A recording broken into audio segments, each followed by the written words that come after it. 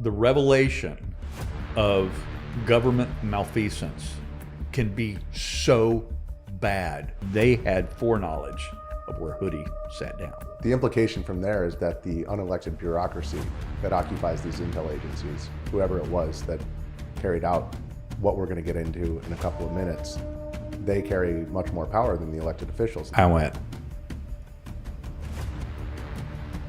you got to be kidding me. Joining me today is Steve Baker. He's an independent journalist, musician, and Steve Baker over the last 5.5 or so years has become an expert on January 6th. And I'm excited about this interview today because unlike most of these so-called experts on January 6th, Steve and I, we were actually there. Yeah, we were. And over the last couple of months, Steve has become a major expert on the January 6th pipe bombing. So we're going to get into the January 6th pipe bombing. We're going to get into January 6th. We're going to get into all of it today. So thanks for tuning in. Steve, thanks for coming on.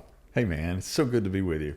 Thanks for having me. I think the first time that we met was, we figured it out. It was August of 2023. Yeah, probably. And you weren't arrested yet. No, not yet. Not yet. But we were like, it's going to happen. Well, you were. And you were pretty convinced it was going to take place. And I turned out to be right. Right. And we're going to get into that. But I want to start off with what we were talking about last night, which is the whole pipe bombing case.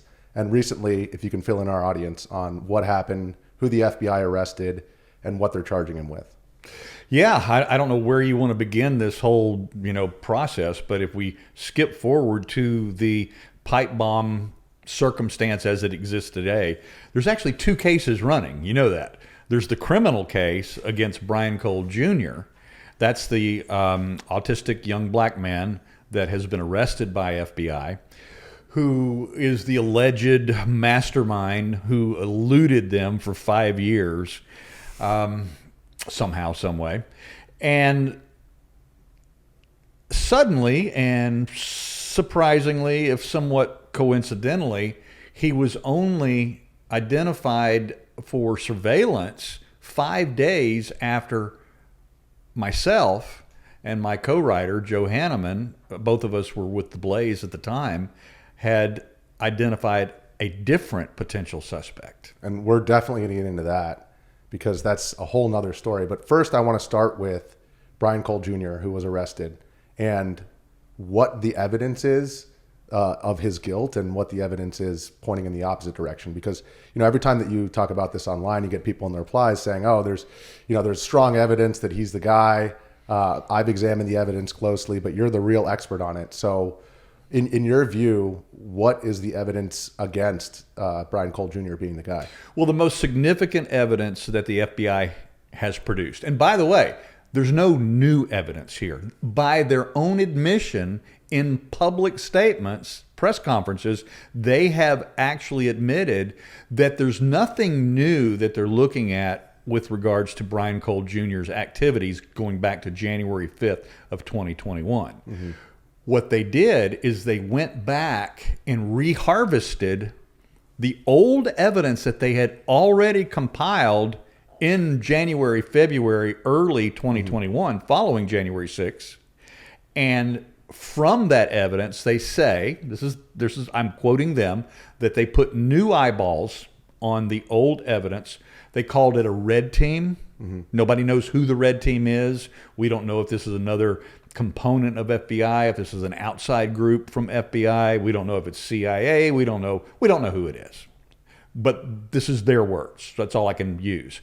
So they said that they put new eyeballs on old evidence and now came to the new conclusion that after we identified a different potential suspect, okay, but that's now really the guy. So just for the viewers out there who aren't familiar, this was November of 2025, is that correct? Yes, November of last year, November 8th to be... So it's been almost 5 years. Yeah, to be specific, November 8th. So we were 2 months short of being 5 total years since the January 5th, placement of the RNC, DNC pipe bomb the night before the insurrection. Mm-hmm. And so it was 5 days after our article came out on the Blaze that the FBI now put a surveillance team on the Cole family house, mm-hmm. where Brian lives. or lived. He's in jail right now, pretrial detention. And then it was exactly a month after our story came out that they actually arrested him to great fanfare. It was actually Dan Bongino's birthday that they made the arrest, raided the home, seized, tons of evidence out of the house, and then, of course, did the press conference that night on national television with Pam Bondi, Kash Patel, Dan Bongino, Janine Pirro, and a few other, muckety mucks from the Department of Justice and FBI. And you have mentioned in previous interviews that the White House has not, they don't have a tendency to comment on open investigations, but nobody's asked, to my knowledge, the White House or President Trump about this investigation and about his thoughts. There was one attempt at a question in a press briefing that was held in the big conference table room where the all of the cabinet members meet. And if I'm not incorrect in this, I believe it was Cara Castronova who actually did ask the president the only question that we've heard asked so far about the pipe bombing, and he kind of sidestepped it in the process. This was post the arrest of Brian Cole Jr. Now, what has not happened from the White House since that arrest in December of last year is not one single time has the president or anyone else at the White House, spokesperson of any kind, at any senior level or anybody at any lower level, has ever publicly congratulated Kash Patel and Dan Bongino on that arrest. Now, Richie, this is pretty amazing. This is despite the fact that this was listed as the arrest of the January 6th pipe bomber was listed as a top 3 priority of this administration. And so, with respect to Kash Patel, his FBI, Dan Bongino made many comments about the pipe bomber when he was a podcaster. Right. Now he's podcasting again. And he doesn't talk about it now. He doesn't talk about it so much. And insofar as he had something, what has he said about the pipe bomber since he came back to podcasting? Basically, he's only given very, very brief mention to that he believes that they got the right guy, that he's fairly confident that I may not be quoting him exactly right now, but he's not saying, oh, hell yeah, we got the right guy. Yeah. This is a done deal. He's like hedging a little bit. We're fairly confident. We believe, that we have the right guy. And then, of course, Patel doesn't talk about it at all. And as I mentioned already, the really damning part of this is despite the fact that allegedly Patel, Bongino, and company accomplished a top 3 priority of the administration, the president, nothing. So I want to get into the actual evidence and the evidence that you've uncovered through what you call gumshoe detective work.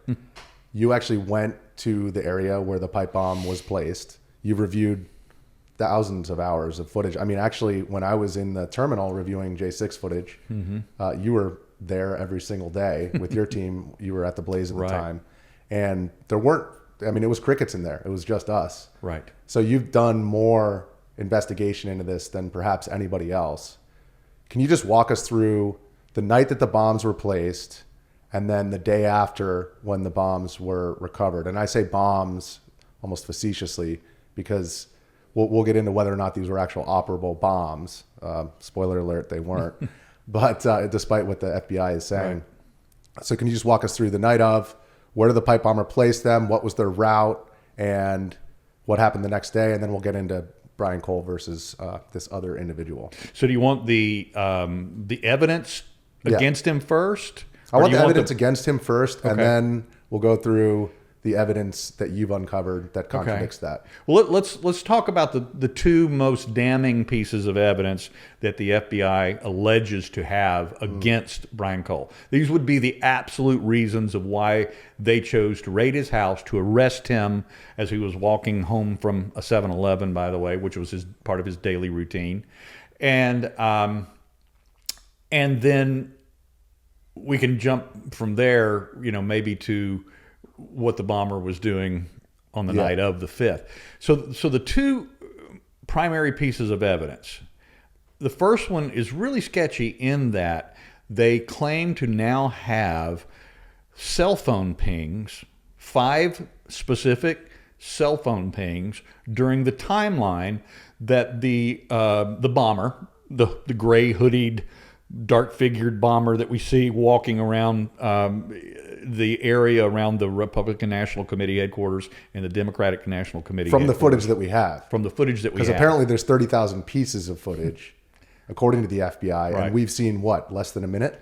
Less than a minute. And it looks like the frames have been removed. The frames have absolutely been removed. I mean, it's 2026, folks, and the footage is like, it looks like a crappy stop motion video. You know, it's we are so convinced that the frame rate was altered because we actually can see where they made the mistake during the alteration and removed frames that no longer. So if you, I don't want to get into the complexity of the technology or whatever, but let's just say that the typical high definition CCTV camera of today is, let's just say, lower quality. It's 30 frames per second. Okay.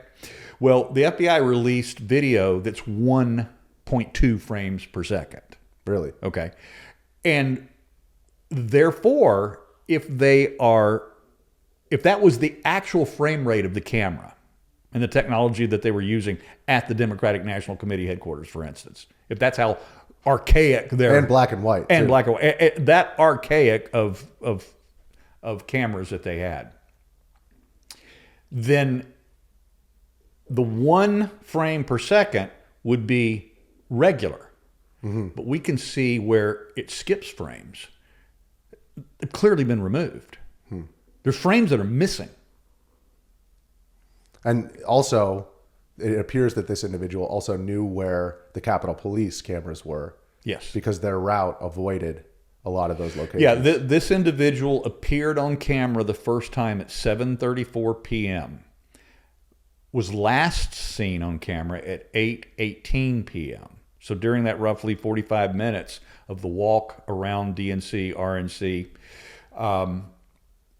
we have in our possession about 20 to 21 minutes worth of footage that we have compiled from Capitol CCTV. The FBI has released less than a minute. They claim to have over 30,000 video files. Now, that's Ring cameras, that's security cameras from neighboring businesses, hotels, things of that nature that the bomber walked past. There's a lot there in the evidence that we still haven't even seen yet, because obviously I don't have access to the discovery in the Brian Cole Jr. trial. I don't have access to that. I will be getting access to all of that as our civil defamation lawsuit goes forward. That's another story. And I'm like a kid in a candy store with that. I can't wait to get in and devour this. And the trial's set for February, right? This is the criminal trial is set for February of 27. And you would think that the FBI, if they wanted to catch this guy over the last 5-6 years, that they would have released more than that minute of footage if they do have all of what they're saying they have, right? Because if they wanted the public to assist in finding this guy or girl, then why wouldn't they release more footage? This is a story that it's a standalone story in itself, one that I've not really talked about a lot in all of the dozens and hundreds of interviews that I've done.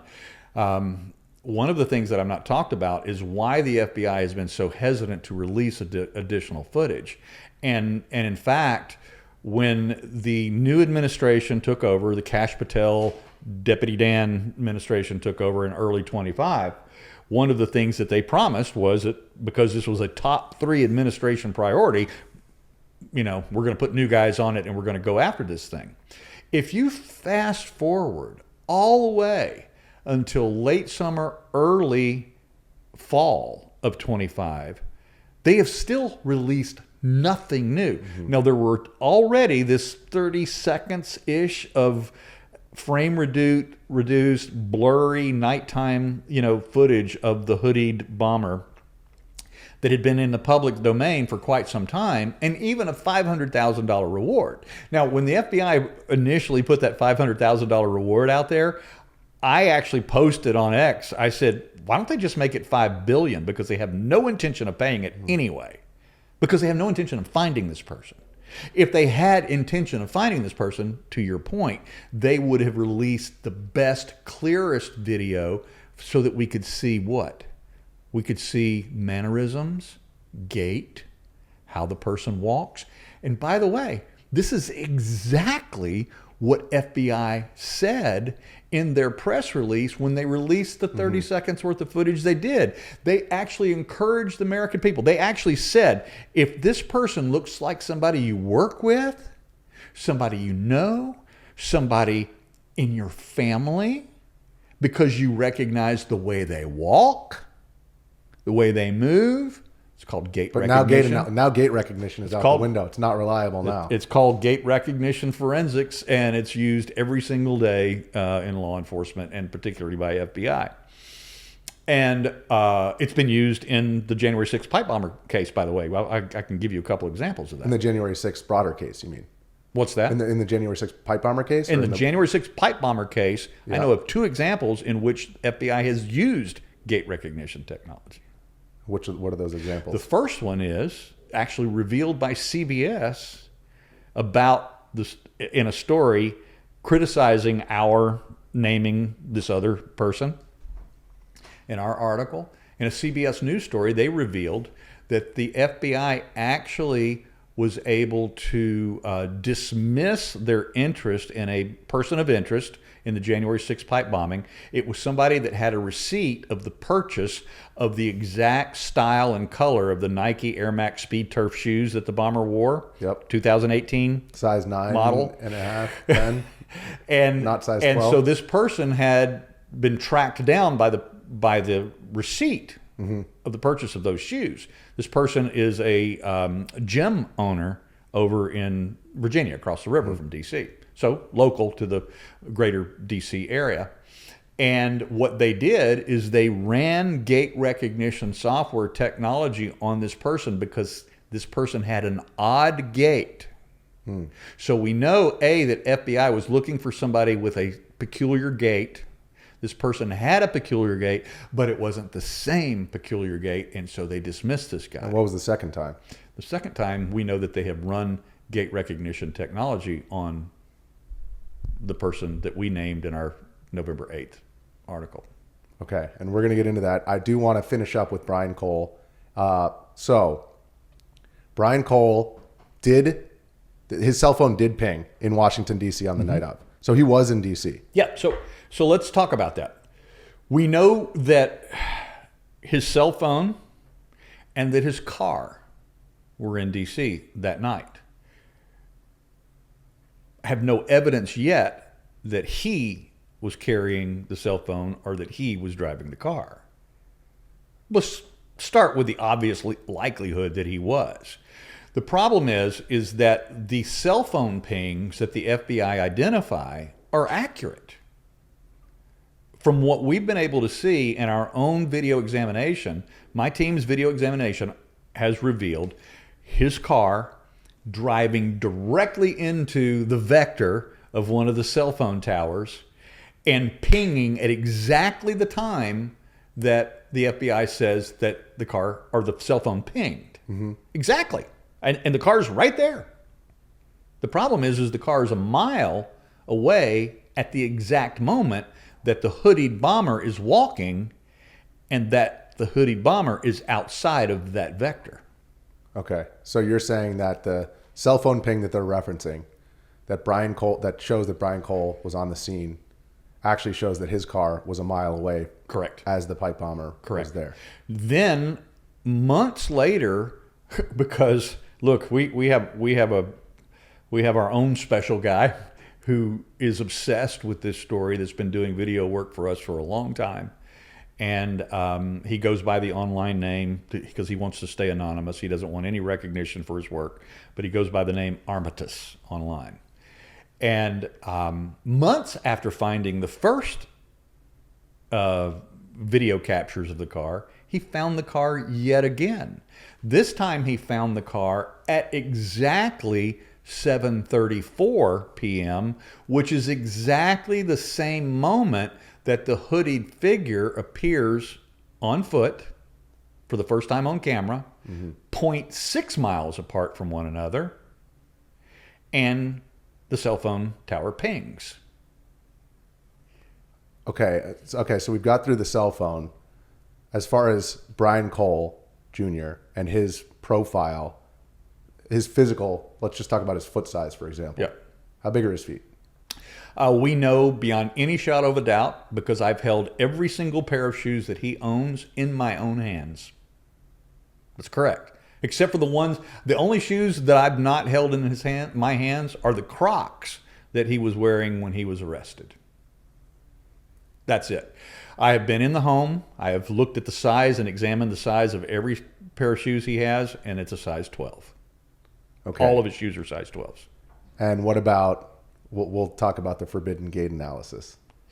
Well, what about the way that he walks? The way that he walks would be characterized as more of a, look, I'm not trying to be disparaging of him in any way, shape, or form, but he walks kind of like a duck. So hey, I walk like a duck. Okay, you disparaging me too? Right. So the feet are angled out. Yeah.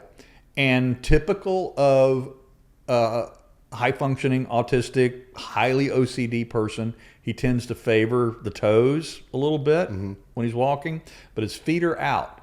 The bomber walks more like with the right foot crossing over with a pigeon-toed and crossing over the left foot. Okay. All right. And that's called technically a circumduction move. And so physically, in terms of gait recognition, without identifying any other person, they are not the same person. And one of the reasons why the FBI released frame-reduced video is you can't see the gait. You can't see the gait. And I have one more question about Brian Cole, and that'll bring us to the whole case, the bomber, who the bomber actually might be, in your opinion. So his father, he's a bail bondsman, is that correct? And I haven't heard much about his family background. Yeah, Brian Cole's business. Brian Cole Sr. Is a bail bondsman. Yeah. Has a very successful business in a couple of states, at least a couple of states, he, thankfully, is able to afford a really good law firm to represent Brian. That's what I was getting at. Is he's familiar with the legal system because of his job. He has the means to hire a good legal team. And perhaps, and this will bring us back to the FBI, perhaps the FBI didn't calculate this because they basically have thrown the book at him, domestic terrorism charges, life in prison. They didn't anticipate possibly that they were going to bring this to trial, that this was actually going to go to trial. I mean, it sounds like based on the evidence, I don't understand how they could assume that they would win this in trial. Well, look, you live here in the belly of the beast in the district. And so you know that the Department of Justice, not just here, but nationwide, they accomplish for 95 to 98% of their cases plea deals. So they don't like going to trial. Now, I'll be a little bit disparaging of government workers because, but the bottom line is government workers don't like to work. And a trial is far more work than getting a quick and easy plea deal out of somebody. So we're not just talking about pipe bombers or even J6 defendants, but we're talking about white collar crime, financial crime, whether we're talking about Ponzi schemes or, financial fraud on the banking side or insurance side or like that. They always, the modus operandi of the Department of Justice is to overcharge and frighten the suspect into the specter of 20, 25, 30 life imprisonment to get them to plea down to taking maybe a 3 to 5 year sentence for whatever the crime is. Yeah. That is the MO of the federal Department of Justice. And so what they expected in this case was to hit Brian Cole being very simple, very smart. He's very intelligent. There's nothing dumb about Brian Cole Jr., but he is a quiet loner into himself, literally living in the basement of his mother's home. We have body cam footage from when he was pulled over. Yeah. It shows a lot of his mannerisms. Yeah. And He's not only soft-spoken, he is not very oft-spoken. In other words, he doesn't talk. He's known for, even with his family members, for giving one-word answers to any question. Do we have the him. transcripts, or do we have the video of when the police actually brought him in? I understand that he didn't have a lawyer present. They held him for 2 hours? We do not have video of him being arrested because he was not arrested at his home. He was actually walking, part of his daily routine, 2 to 3 times per day. Remember, we're talking about highly OCD, and he's a creature of habit. That's one of the characteristics of this particular autistic person's lifestyle is he's a super duper creature of routine. And part of his routine is that before the family, or his dog, passed away a couple of months before his arrest, It's a rough couple months for this guy. Yeah. He walked the dog an average of 2 to 3 times per day, always walked up to the neighborhood 7-Eleven, which is actually, because I've mapped it all out and been there in the neighborhood several times, it's quite a walk. And this kid loved to walk. And so not only did he walk the dog, but he would make his trips to 7-Eleven. And I interviewed the 7-Eleven store owner, the actual franchise owner. And he said for 13 years, Richie, 13 years, that Brian Cole Jr. walked into that store every day, always purchased 2 Coca-Colas and a pizza. Okay, well, I want to get into the purchases, because he did purchase some items which would fall on the list of what the pipe bomb consisted of. Is that correct? Well, yeah, but let me finish this thing. So yeah, when 2 pizzas. So when the reason why 2 we Cokes don't, and a pizza. Right. The reason why we don't have footage of him being arrested is because he had gone to the 7-Eleven and had made his purchases of his Cokes. And by the way, on the days where they did not have a fresh pizza, and the 7-Eleven, that pizza's pretty good. Calling 7-Eleven pizza fresh. I like it. I like it. You like it. So when they were out of pizza, the store owner would always, because this guy's a 3 times a day regular customer, he would always offer to make him a fresh pizza. And Brian wouldn't wait on it, so he would get chicken wings instead. And so that was his routine. And so he was walking home from the 7-Eleven on the morning that he was arrested, and so they scooped him up off the street. Yeah. And then, of course, they raided the home, and probably intentionally, because if his family had been involved, then they might ask for a lawyer, and that would complicate things. And of course, that's one of the, well, it's a big complication for the government, for the prosecution, in that they had been observing this kid for long enough to know that he had some sort of special needs, we'll call it, some sort of limitations. And they chose to interrogate him for 4 hours without an attorney present. After scooping him up. It was 4 hours? 4 hours. 2 hours initially, in which he denied being the bomber for over 2 hours. And then basically he was threatened with, what could happen to us if you're lying.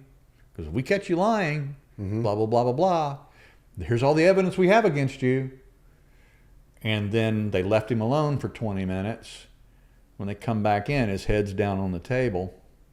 And he's surrounded by, and by the way, he's surrounded by all the 7-Eleven wrappers, because they let him bring the food that he had just purchased to the Where are you getting this information from?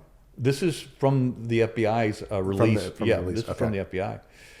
And then once they came back into the room, and he lifted up his head and said, "Okay, I did it."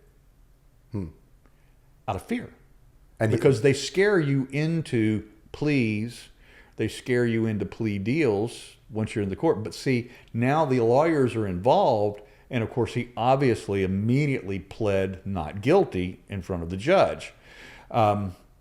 dismissing, obviously. Now they'll use the interrogation room confession, but the one thing that must be understood is that law enforcement knows, because the stats are irrefutable, the highest rate of false confessions given under law enforcement interrogation are by autistic people. And if they're going to use that confession as part of their evidence, there's other things that he said during that confession. For example, that he used Google Maps. Yes. And there's a idiosyncrasy with the way that the pipe bomber, the route that they took, the gate. Well, yeah, there's a real problem. Not on Google Maps. Okay, there's a real problem with using Google Maps. Is he claims that he planned his route by using Google Maps. The problem with that is, and that the FBI has to overcome, this is one of the big limitations in terms of reasonable doubt, because they don't have to absolutely prove he's guilty. They just have to prove that he's guilty beyond a reasonable doubt.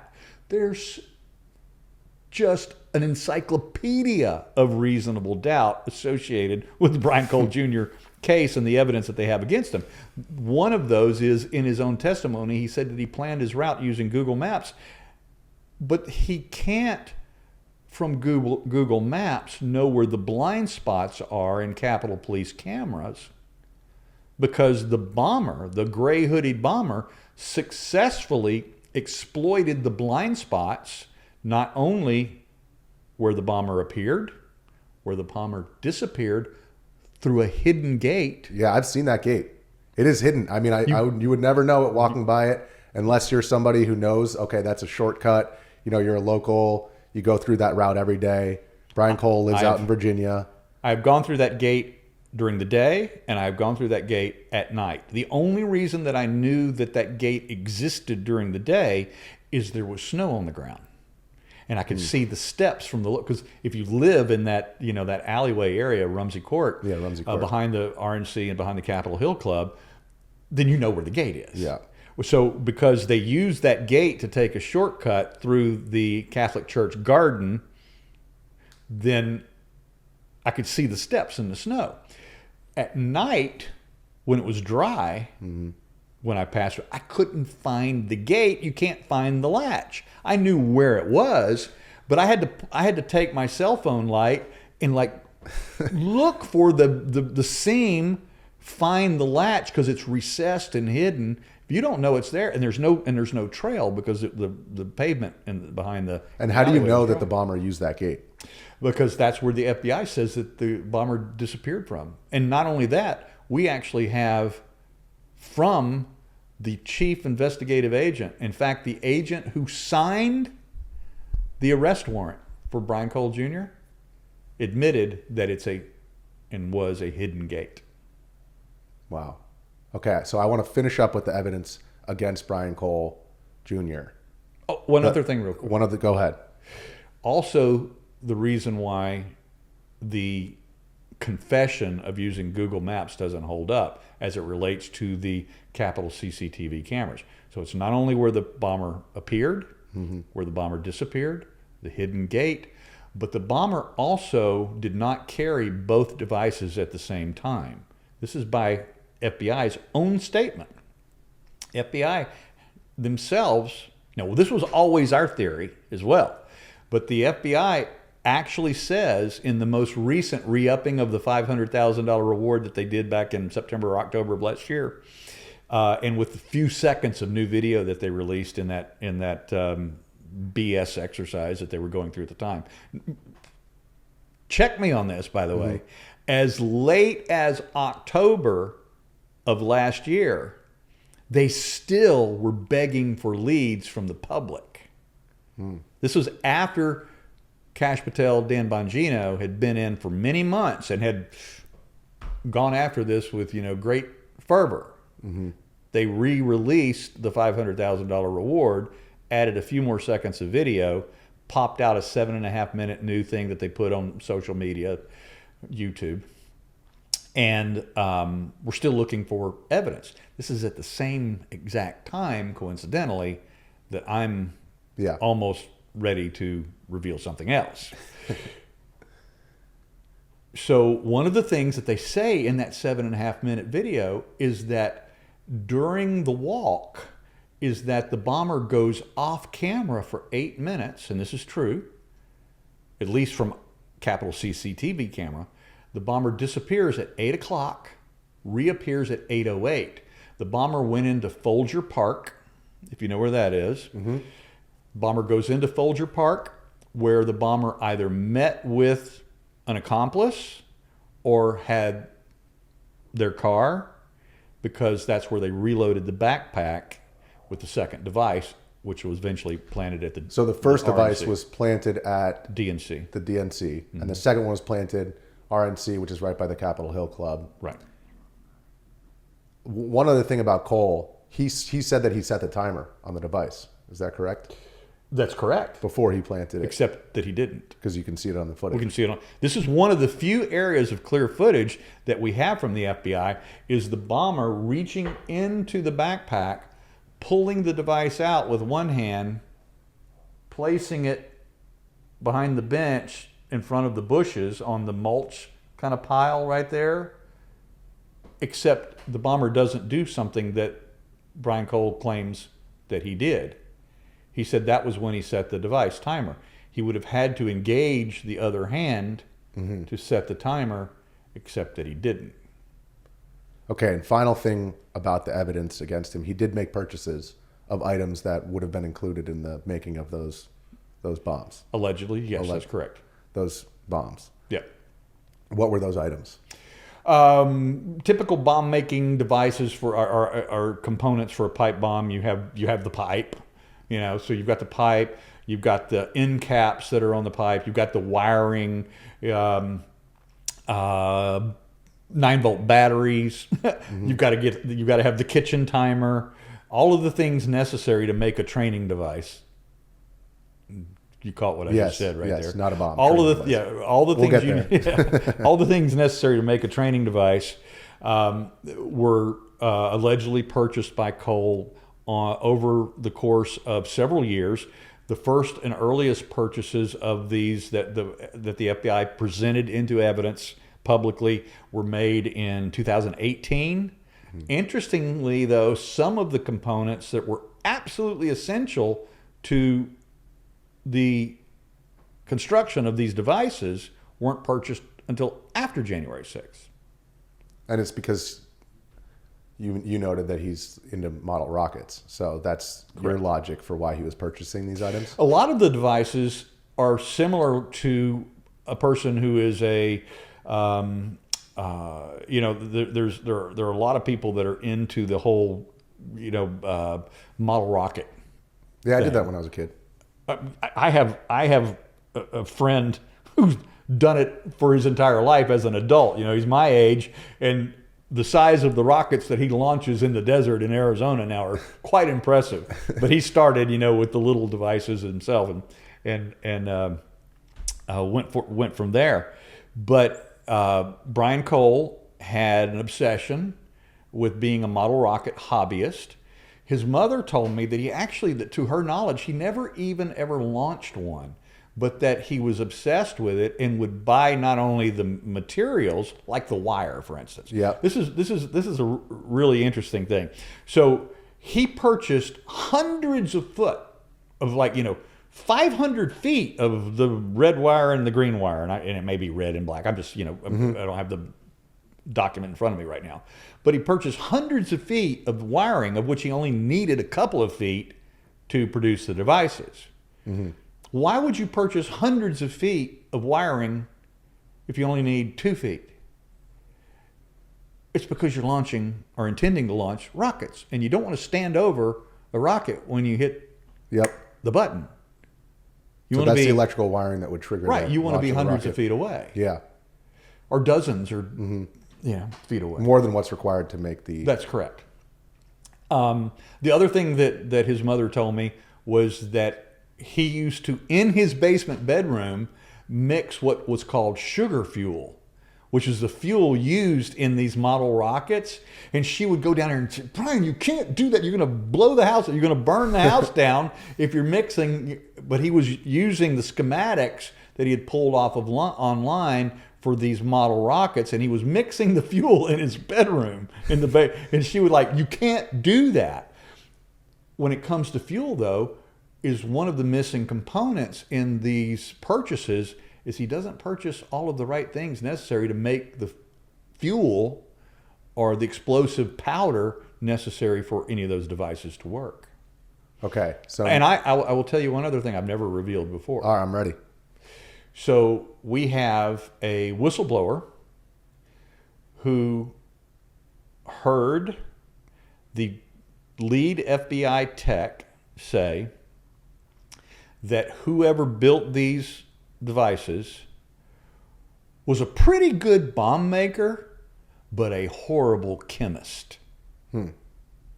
Which goes to the logic that these were not actually operable, despite Correct. what the FBI said. And probably, I mean, the kitchen timer doesn't run for 24 hours, and they were there. Well, they were there for what, 18 hours? They were there for 17 to 18 hours. Yeah, the kitchen timer goes for how long? An hour? An hour. And allegedly, one of the individuals who saw the RNC device, Carlin Younger, said that when she looked at it, it had 20 minutes left on it.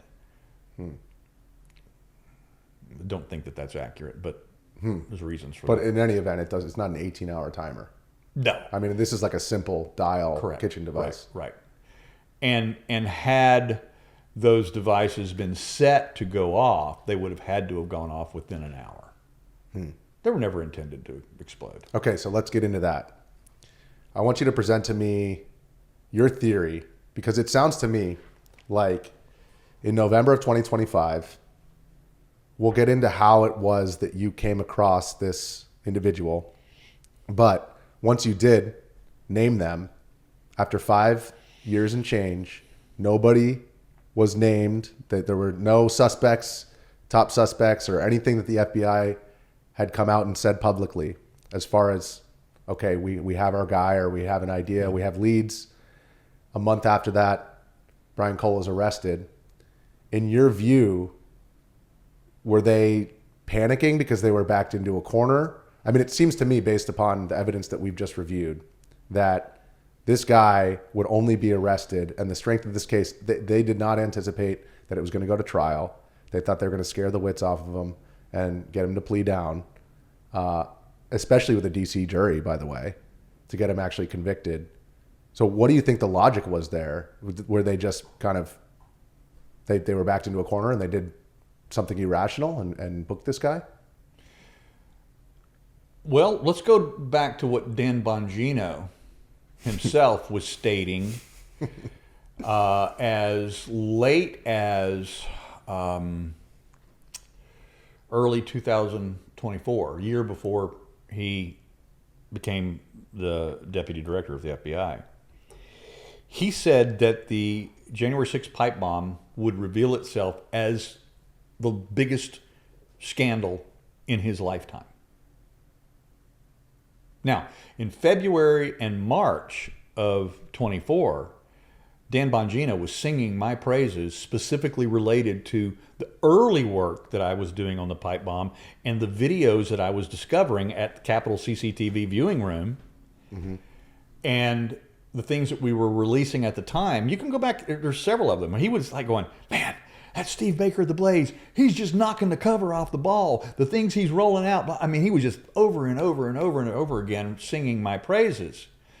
And during that same period, he was absolutely adamant, saying, he was like looking into the camera, goes, the FBI knows who this bomber is. They know who it is.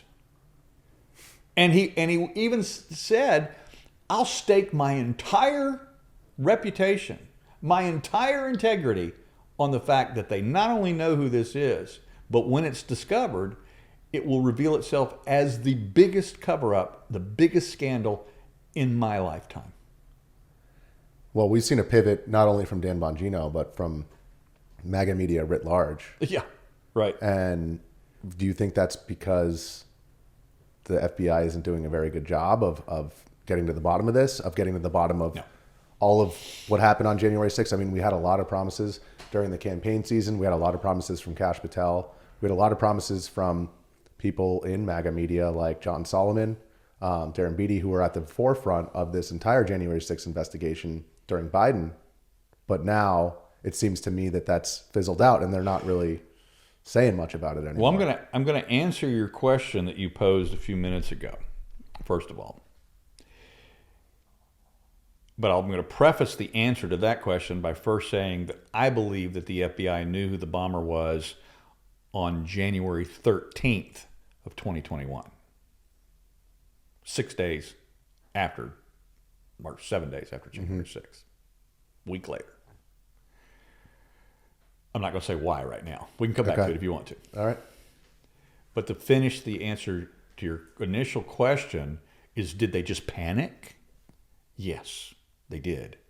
They panicked when we named somebody else because Bongino was correct 2 years ago when he was stating that this is possibly the biggest scandal in American history, or at least in my lifetime, and that they know who it is.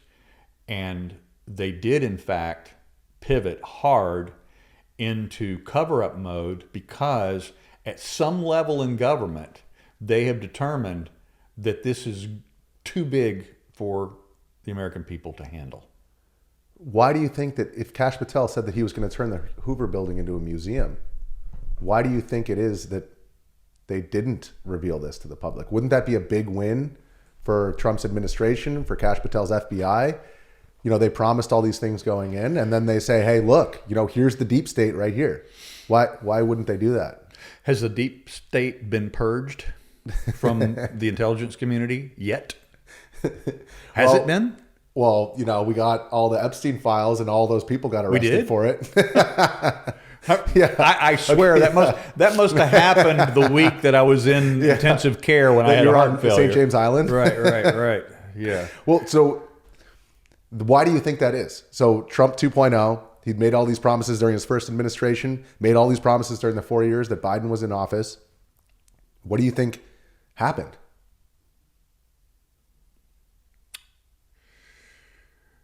I think that sometimes at the highest level of government, and it doesn't matter whether the Democrats are in power, the Republicans are in power, is that the revelation of government malfeasance can be so bad that it will not just look, you've seen the polling of how many people consider Congress to be, the popularity poll, Congress gets 11% favorability rating from the American people. That means everybody hates their congressman that they reelect 96% of the time.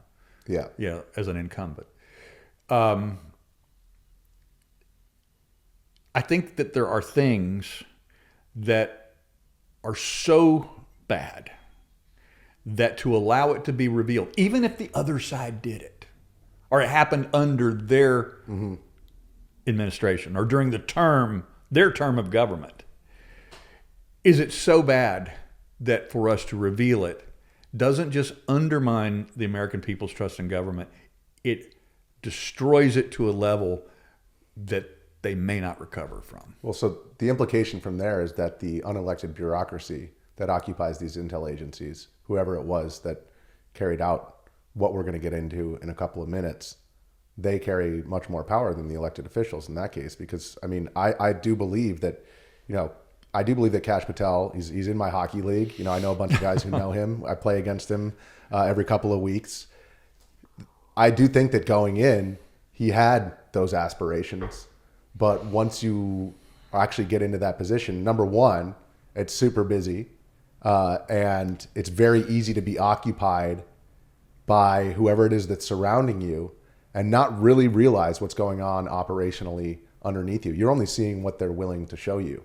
Like I'd use the example of UAP disclosure with the president of the United States. That president comes in and out every 4 years. Yeah. But you have all these people that have been working in this legacy program for decades. Yep. And they decide what the president sees in his PDB. So do you think it's a similar phenomenon with the FBI? It's absolutely. And I'm going to take it all the way up to the presidential level. Let me give you an example. Let's go back to 2008. Barack Obama is campaigning.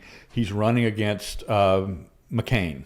All right, McCain's a Republican Party ticket leader. Obama wins his primary against Hillary, and campaign is full on. Obama never ran against McCain. He always ran against George W. Bush's record.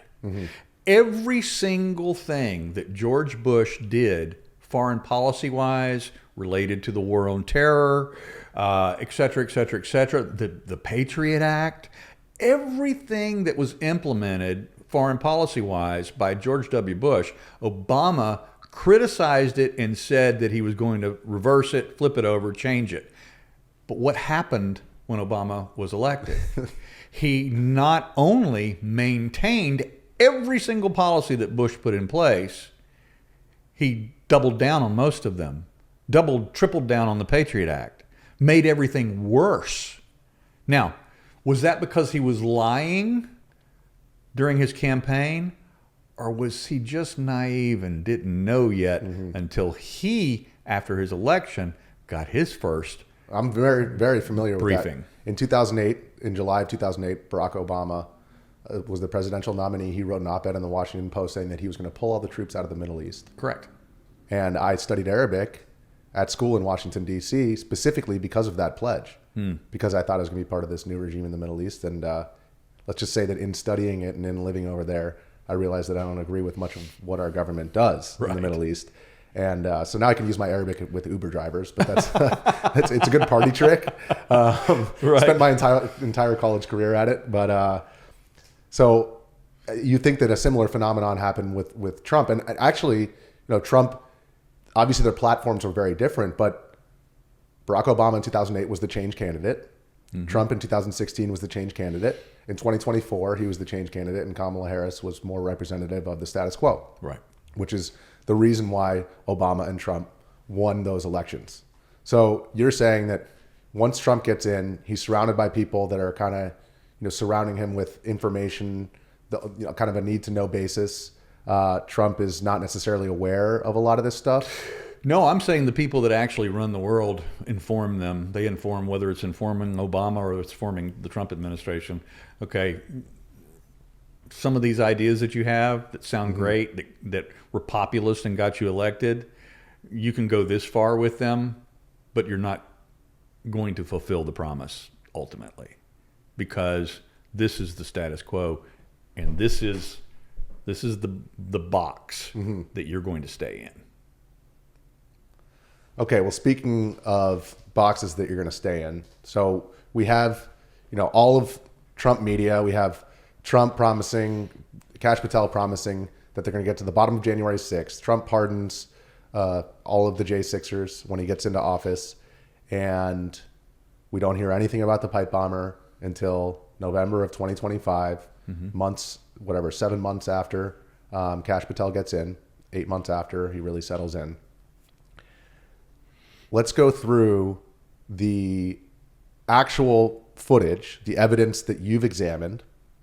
Let's go through what the pipe bomber did on that night, what happened the next day, and as you were investigating this, what you came across. So let's start with the night they plant it. We went over at the RNC and the DNC. I'll just do, for those who are less familiar and haven't followed this closely, I'm going to do the lightning round here. The Reader's Digest condensed version of the larger story. Essentially, what took place was, as I mentioned earlier, at 7:34 p.m. on the night of January 5th, 2021, this gray hooded figure appeared on camera carrying down to their side. I'm using the gender neutral there for now. A backpack. All right. This person wandered around in what seemed to be a kind of little nonsensical route. It didn't make sense. Actually walked up to the DNC. They're no longer there, but there were some park benches right there. They've removed those from the DNC since this incident. But right next to the entrance of the parking garage that's underneath the DNC were these park benches. And the hooded figure sits down at these park benches, actually gets on the phone, can be seen sitting on their phone in their lap like this, and then gets up and leaves. Goes around the block again, kind of randomly, doesn't make a lot of sense why, walks over and then sits down under a bush at the Congressional Black Caucus Institute. This is video that we found and that we presented to America that the FBI never released. This is video that Armitage on our team found. Your autistic guy. Our autistic guy. That's correct. And it can be seen, they can be seen reaching into the backpack, leaning under the bush, and apparently placing something under the bush, but then changing their mind, pulling it back, putting it back into the backpack, getting up, walking down an alleyway next to the CBCI, Congressional Black Caucus, which doesn't exist anymore either. There's been a new building built there. And then walking through that alleyway, re-emerging at that location next to the parking ramp for the DNC, sitting down at the benches again, caught on the same 2 DNC cameras again, and this time reaching into the backpack, pulling out the device, not setting the timer with the other hand, and placing it behind that bench. Were there any signs that you were uncovered of communication during that time period when they sat down on the bench? Yes. Okay. So do you think that somebody told them, hey, actually don't plant it there, we're going to plant it over here? Our belief, because of what we now know, obviously the FBI has admitted that the bomber used the phone more than once, captured on video. We haven't seen that more than once because they've got 30,000 files, most of which we've never seen. But we also know that the bomber is speaking into a smartwatch. Can you tell during the the viewers route about that? We have found 7 examples where the bomber brings their left wrist up to the face. Now the bomber's wearing a mask, COVID N95 mask, and brings it up to the face and holds it there for a period of time. It's very obvious that they're communicating into their wrist. So that would suggest that there was somebody else involved. Absolutely. I mean, this was not done in a vacuum by a lone gunman. Okay, so we went through the night of. The next day... Well, we haven't finished that. Oh, yeah. We haven't finished second that placement. night. Yep. So after placing that device at the DNC, the hooded figure gets up, walks towards Folger Park, and then disappears off camera from 8 o'clock straight up till 8:08. During which time we believe, and also the FBI stated publicly, as I mentioned earlier, that the bomber somehow retrieves the second device, places it in the bag, then starts moving towards the RNC. In that walk, the bomber stops at another potential drop site, which we believed was another option, which was a housing unit there, right there near the RNC, that houses congressional staff and even some Congress members. And we believe that the bomber was contemplating a bush to drop the device there as well. Changed their mind yet again, then walks down the road. Well, first of all, famously passes in front of the awning, the green awning there in front of the Capitol Hill Club, and does it looks like an arm stretch as the Capitol Police, not unmarked, marked Capitol Police car rounds the corner right in front of them, and they stretch the arm way out. Now, it could have just been, it honestly doesn't look, if I'm waving at somebody that I know and recognize, I'm doing this, right? Yeah. I'm not doing this. Hailing a taxi. But I'll tell you what I'm not doing when I'm carrying a bomb and trying to do so secretly, and suddenly a cop is right, and the bomber didn't miss the cop, because the cop car, fully marked cop car with the cherries and berries on top and everything else, not going, but misses a cop car, Capitol Police cop car, passes right in front of them, turns the corner, and is right next to them. And then suddenly the bomber goes like that. You're not going to draw attention to yourself if you're carrying a bomb in your left hand. So then they proceed on to the RNC. Then they proceed on to going down the alley, around the corner, into the Rumsey Court alley. Eventually, then, a few minutes later, placing the device, actually not at the RNC, which is next door to the Capitol Hill Club, but directly behind and up against the building of the Capitol Hill Club, which is a Republican, private hangout. And also right next to another gate that you've got to know exists. And then this gate, it was placed, the bomb was placed next to a trash can and a rat trap, as revealed by photography the next day. So then the person that planted the devices, the gray hoodied character, we refer to that person as just flat out. My team, we call Hoodie. We just say Hoodie. So Hoodie then disappears down Rumsey Court, finally leaves the camera at 8:18, goes through that hidden gate. And why do we know that Hoodie went through the hidden gate, even though there's no camera on it? Because all of the other exits, there's 3 other exits out of Rumsey Court, are all on camera. Capitol Police camera. Correct. We would have seen that. We would have been able to capture Hoodie's exit had Hoodie exited from one of those 3 exits. Hoodie only could have left through the hidden gate. Not on Google Maps. Not on Google Maps. Into a blind spot where there is no Capitol CCTV camera. Okay, so the bombs are there. They're there overnight. Fast forward to the next day.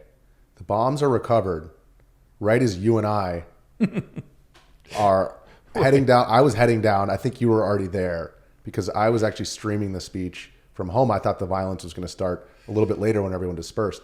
I rushed down from Georgetown down to the Western Front. I got there at about 1:48.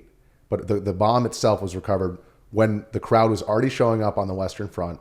It was about 1:05 p.m. Is that right? No, the RNC device was found at 12:35. 12:35. Ish. And that was found by a woman by the name of Carlin Younger. And then she ran over and reported it to the security. There's a security booth behind the RNC, an actual, like a kiosk that a permanently stationed security guard is there 24 hours a day. She ran over there, reported that to the security guard. The security guard reported it to the RNC. RNC, they called in, they reported it to a cop. So the chain of events happened very quickly. Then all of a sudden you can hear on Capitol Police radio, because we have all of the radio from that day, we can hear, that there's a reported suspicious device found at the RNC. But, now they're executing. Officers have got to go over there to respond to this call. They have to engage the bomb squad. So suddenly they're taking resources away from the Capitol before the breach on the West Front. Yeah, this is 30 minutes. I mean, Trump was still giving a speech at that time. Yeah, but Trump is still on stage till 1:16. Yeah. He exits the stage at 1:16 p.m. And the initial breaches were right around 1. The first breach was at 12:52, 53. Yeah. Now, so only less than 15 minutes-ish, 15 to 20 minutes after the first device is found and resources are being diverted from the Capitol, the first breach takes place. Ray Epps leans over. We're going to get it. I want to hold that. I want to hold that because I was next to Ray Epps in the crowd. He whispers into Ryan Samsel's ear. 2 seconds later, Samsel storms the bike rack barricade. Hold on. We're going to get there. Hold on. We're going to get there. But yes, that was right at the same time. But wait. Yeah, okay. Right. I'm ready. So this is like 12:52, 12:53. Then after that initial breach has happened, and then after this, because there was a black aluminum semi-permanent. Well, it was trampled by the time I got there. Was trampled by these people, torn apart and used as weapons and projectiles. I saw that too. Then by the time that happens, at exactly 1:05, 2 plainclothes Capitol Police counter-surveillance officers allegedly discover the DNC device. Yes. So let's compare the two discoveries. So the first device was discovered by a civilian, by a non-police officer, correct? That's correct. Okay. And But somebody who worked for a company by the name of FirstNet, which is the company that provides telephone connections and phones for all law enforcement. And we will get to FirstNet. Okay. But I want to finish up with the bombs. What was the response on the first device versus the second one? Well, the second device there was another call out on Capitol Police Radio at about 1:07. So the counter surveillance team called that in to Capitol Police headquarters to dispatch. Dispatch announced that there was a second device. Now they're diverting more resources from the protecting the And Capitol. who discovered that device? This was discovered by the two plainclothes Capitol Police counter surveillance officers.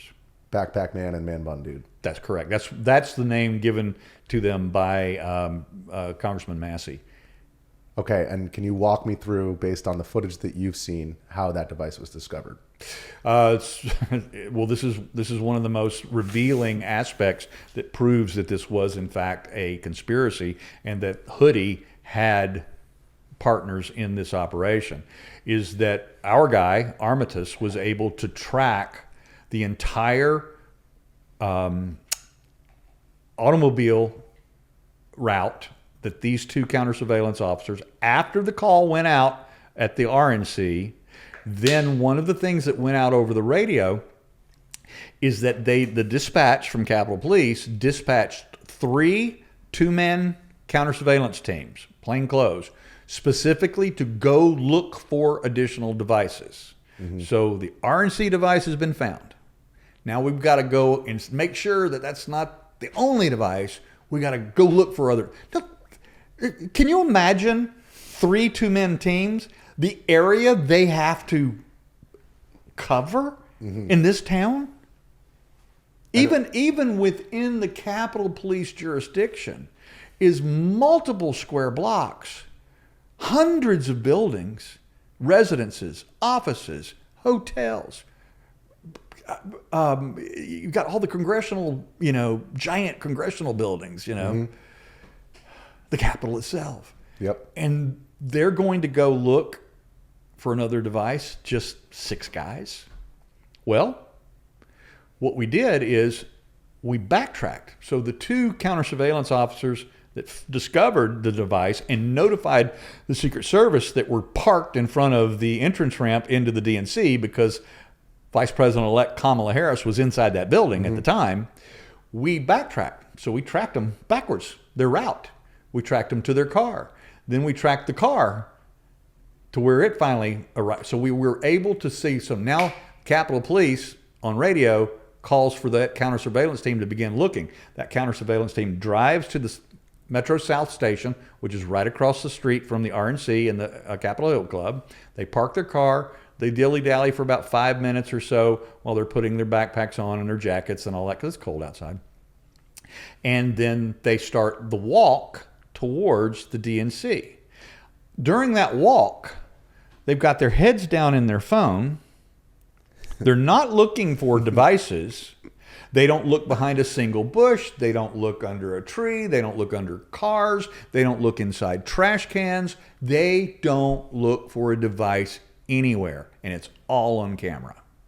Capitol CCTV camera. Which you've seen personally. We have the whole thing. We've published the entire route. We've published from the first time their car appears on Capitol CCTV until they actually notify Secret Service. So they never look for anything, but they curiously stop at one place. They stop at a bush at the Congressional Black Caucus Institute. And they stand about 20 feet away from the bush, kind of looking at it, not going over to it. They kill about, 20, 30 seconds.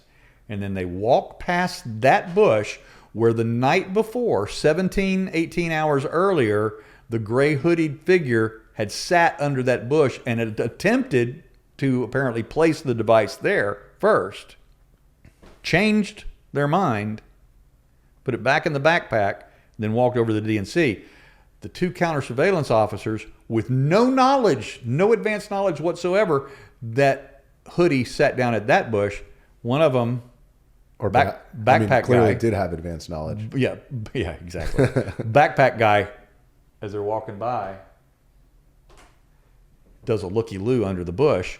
Exactly 2 minutes later, they find the DNC device and notify. They beelined it straight for the DNC. Went straight from there to that device, knowing exactly where it was, or possibly planting it there themselves. Okay. Presumably, these two guys, Backpack Man, Bun Dude, were interviewed under oath by the J6 committee. They were not interviewed under oath. Yeah. I mean, They were interviewed. It's actually, the implications of all this are very scary, so all I can do is laugh. Yeah. But can you explain to the viewers who don't know how they were interviewed, under what conditions, and why? The first time, the first interview that happened was actually Congressman Massie. Now, he was interviewing, he's a sitting member of the House Judiciary Committee, and he got permission to interview Man Bun Guy. He could not get permission to interview Backpack Guy. Now, Backpack Guy is the actual guy that went over to the Secret Service vehicles and notified those agents that there was a bomb sitting 10 feet from them. Which, by the way, they spent 2.5 minutes finishing their sandwiches before they got up and checked on this explosive. And didn't evacuate the air. I mean, there were kids walking by, Yeah. families. Violation of every training protocol that they have ever been subjected to as it relates to a suspicious device. Okay, so Massie interviews them. So Massie interviews Man Bun Guy only. Now, we refer to them as Man Bun Guy and Backpack Guy, but I know their names. We know who they are. And the interview was accompanied by a guy by the name of Aishan Benedict. Now, Aishan Benedict was now Assistant Chief of Police.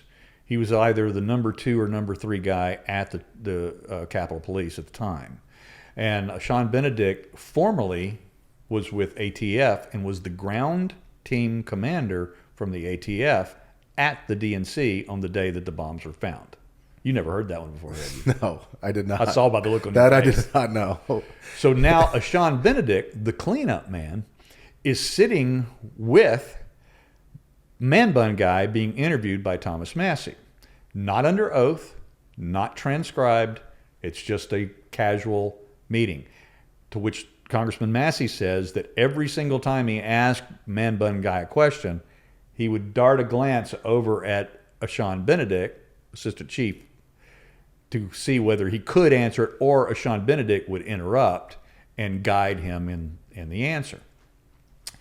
And that's how that interview went. Fast forward now, many, many months, if not over a year later, after our story came out about, and the videos that we released of them looking, okay, let me synopsize these two counter surveillance officers, plainclothes, Capitol Police, working for the intelligence division of Capitol Police. Let's synopsize their trek of the order to look for devices. They only looked at 2 places on their entire walking route.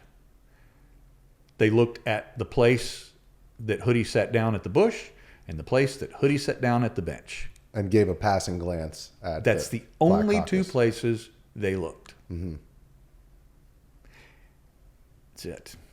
The only 2 places Hoodie sat down, the only 2 places they looked. They had foreknowledge of where Hoodie sat down. And so the second time they were interviewed.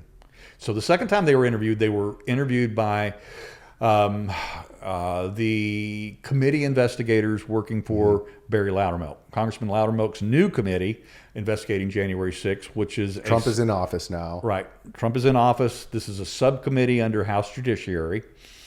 And they are interviewed. Once again, they are denied the ability to place those officers under oath. They are denied the ability to do a transcribed interview. And the 2 officers were interviewed together in the same room at the same time, accompanied by the chief counsel of the Capitol Police, Tad DeBias. And why were they not under oath? And why was it not transcribed? And why were they allowed to be interviewed together? There were certain parameters that were given to Loudermilk and his committee, right? That's correct. Don't interview. Well, first of all, Loudermilk was not even allowed to form the new investigative committee, except that he agreed to the fact, or agreed to not investigating the Capitol Police. Which is the whole investigation. You can't. Let's investigate January 6th, right? But you can't interview the guys who were the cops on duty at the time. Exactly. Yeah. You can investigate the assassination of JFK, but you can't speak to anybody in Dallas. Yeah. No law enforcement. No Dallas police. Okay, so wrapping that up, where are Man Bun Guy and Backpack Guy now? Approximately, you don't have to. They're both still working for Capitol Police, and I can say that Backpack Guy is now the Capitol Police liaison to the FBI. Makes sense. Makes sense. Everyone fails upward. Yeah, or they know something. That's another option. Yeah. So no, Richie, you I don't know, can't, laugh or cry. if you write this into a television movie script, a Netflix script, you get laughed out of the the writer's room. Yeah. You can't make this kind of shit up. Life is stranger than fiction these days. That's right. This is how unbelievable this circumstance is. And there's so many other examples of that. But the bottom line is that because of the way they were interviewed, and I was told this off the record, but Loudermilk's committee has now kicked me to the curb. So rules are off. All right. The journalistic rules of what's off the record and on the record and what's told on background and all of that. I may not name names here right now out of some modicum of respect that I have for them. But the bottom line is that the congressional investigators who I know and thought I had really good relationships with that I'd developed over several years while investigating January 6th, all things January 6th, told me that in that interview that the answers that were given by Man Bun Guy and Backpack Guy were the most rehearsed and pre-prepared answers they had ever heard in their life. And the investigators are retired intelligence community operatives. They know. Okay. Well, they've interviewed thousands of people. Now that we're on the topic of stranger than fiction, can you explain the process of how exactly you came across this individual that set all of the things that we just discussed in motion? Right. You were investigating direct energy weapons on January 6th. I was investigating the potential that Yeah. directed energy weapons were used on January 6th. I can't believe I just said that sentence, but I mean, all bets are off. All bets are off at this point. So you're in the terminal where I saw you many times. Mm-hmm. You're going through footage and you're looking for what? I'm specifically looking for a style of backpack. And you were looking for that backpack. Why? First of all, let's start from okay. Anybody on the left is not going to like this premise, but you've been to far more riots than I've ever even looked at on television. Okay. The right side of the political spectrum doesn't usually riot. Am I right in that? You help me with that characterization. Well, I saw more riots at BLM than I did on January 6th was one riot. I did see some crazy stuff during the Stop the Steals. Mm-hmm. That was more fighting with counter protesters. For me, I think in certain situations, it doesn't matter what your political ideology is. I do think that the ideological left has a tendency more to think, let's tear it all down. I mean, conservatives want to keep the status quo, right? That's what a conservative is. So, I mean, all that aside, let's take your premise and let's move forward. But it doesn't matter if we're talking about Rodney King or we're talking about Minneapolis guy. I mean, 1960 MLK riots. As a general rule, riots and violence on the street comes from the left and not the right, as a general rule. Yeah. But okay. but post November 2020, Yeah. all of a sudden the right got a little riled up. Yeah. I also think our definitions of what right and left are today has Yeah. changed from what it Sure. was. That the traditional Reaganite conservative party isn't exactly the Yeah. same as what it was in the 1980s today. But this was a riot that started incredibly peacefully. All right, it was a peaceful gathering of hundreds of thousands of people at the Ellipse near the White House, spilling over. The crowd was so much larger than was permitted or anticipated that it spilled over and consumed the entire, one side of the Washington Monument lawn, and then people started walking over to the Capitol. By the time most of the tens of thousands that did move over to the Capitol got there, the riots had already started.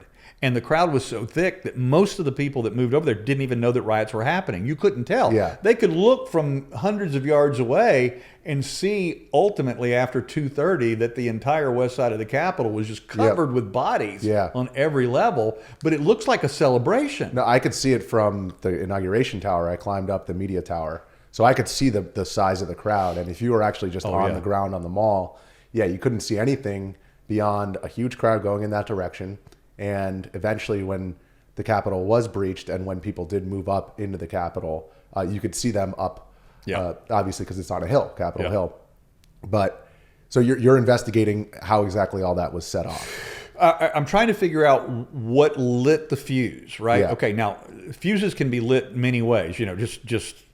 We talked about this last night a little bit. Human nature. You don't need. I had a 3-star SOCOM general tell me that he didn't need directed energy weapons to start January 6th. He just needed 4 or 5 of his best men. Yeah, because I've seen it at a number of riots. You just need a couple of people to agitate the police, and then once the pepper spray and the tear gas comes out, boom, you start using the frontal. You stop using the frontal cortex and you start using the lizard brain. Yeah, that's right. And you stop making rational decisions. Right, and that's why in virtually every interview I've done in the last 5.5 years, post January 6th, I've used this one phrase. This is kind of an axiom of mine. What I saw on January 6th was 3 types of people. I saw bad people doing bad things. I saw good people doing good things. I also saw otherwise good people doing stupid things, which goes to your point there about the lizard brain. But that was taking place on both sides of the police line. Yep. Both sides. Okay. And that's why we're here right now, because you and I have examined this from the perspective of we were there. We're trying to figure out what happened and why. And we're not just going to prove that this side was right and that side was wrong. So getting back to your primary question is, why was I looking for directed energy weapons? Well, because in basically about a 50 square yard area, 3 different people that day, within a couple of hours of each other, died of heart attacks, and a law enforcement officer who was fighting on the battle line collapsed at 10 o'clock that night of an aneurysm. Sicknick. Brian Sicknick. Of stroke, Officer Brian Sicknick. Mm-hmm. And he was in that 50-yard square parameter as well. I went back and just casually, using Google and using AI and doing, the search kind of functions that we do today, trying to figure out if that's ever happened at any riot ever in the history of the world, regardless of size, regardless of location or whatever. Nobody dropped dead on the east side of the Capitol, but 3 people dropped dead of heart attacks on the west side, all in a small area, and an officer working that area later collapsed that night. Roseanne Boylan died in the alleyway? The tunnel, just outside the tunnel. Right. Outside the tunnel. And then 2 other men, one of them was dropped dead before the first less than lethal was even fired.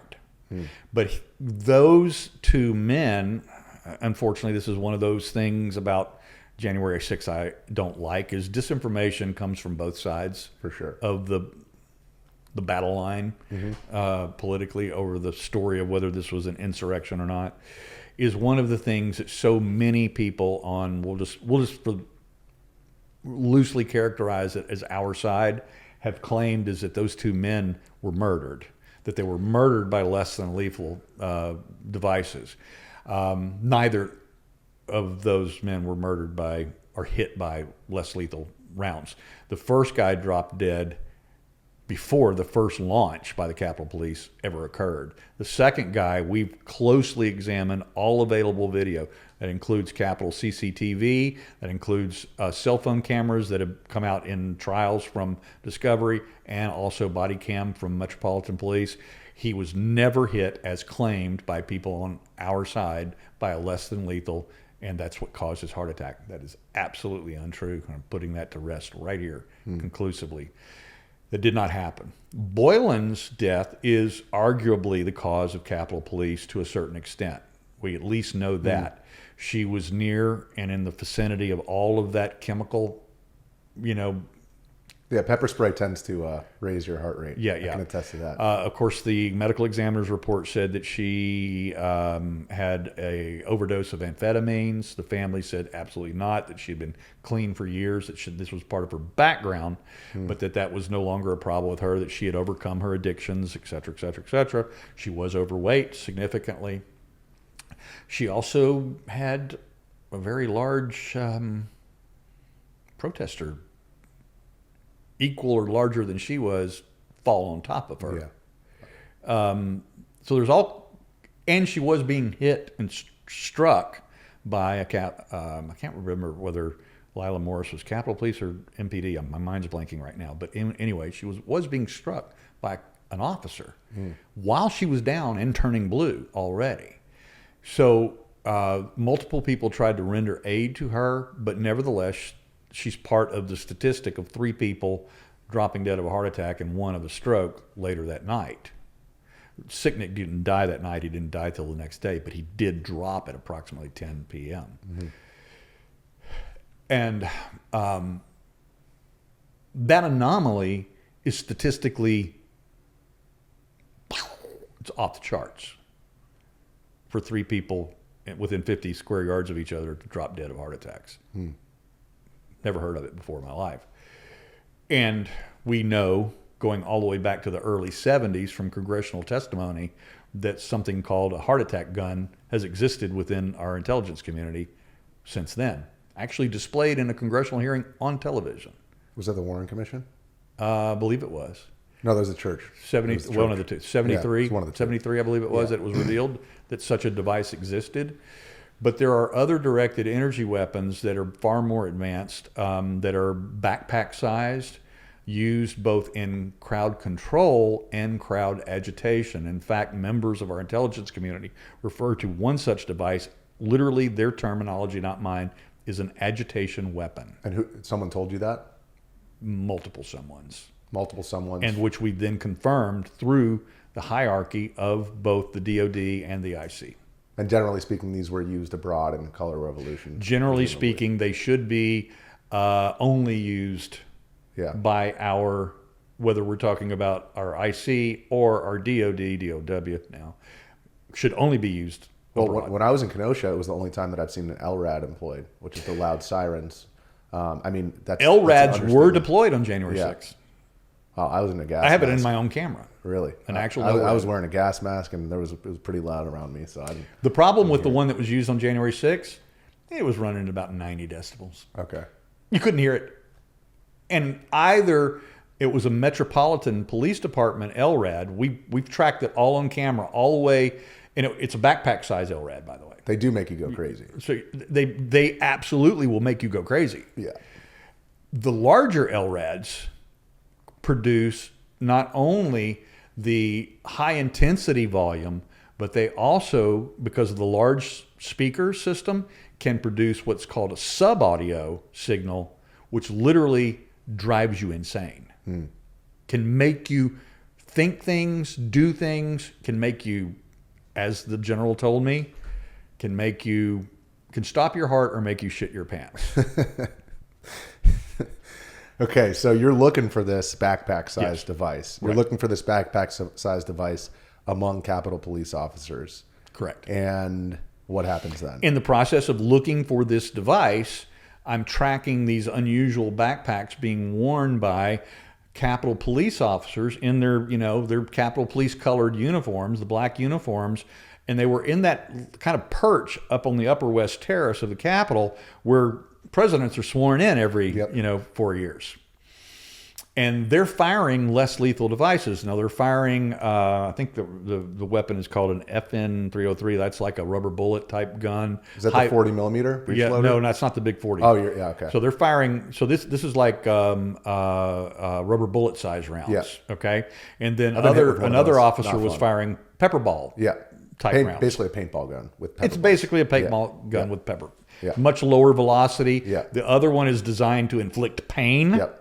This one is designed to actually shoot at feet and push, make a crowd move away. They were hitting people. Now you can hit them in the torso legally. Yeah. You can use the pepper ball gun to even at close range. I've been hit with dozens. Have you really? It's not fun, but the rubber bullet is way more powerful. Way more powerful. That'll leave a well. It's about 2 to 3 times the velocity. And I've been hit with a tear gas shell, and I still have the scar on my arm and on my leg, scars in both areas. That's the worst of all, because that's a metal canister. They're also firing those into the crowd. Well, they were. In fact, and this is part of my own personal story, is I would, on the west side, I would move up to the battle line to get good video, and then I would retreat because of the pepper spray. So, because it was like, it was like a 25, 30 mile an hour wind coming from the north that day.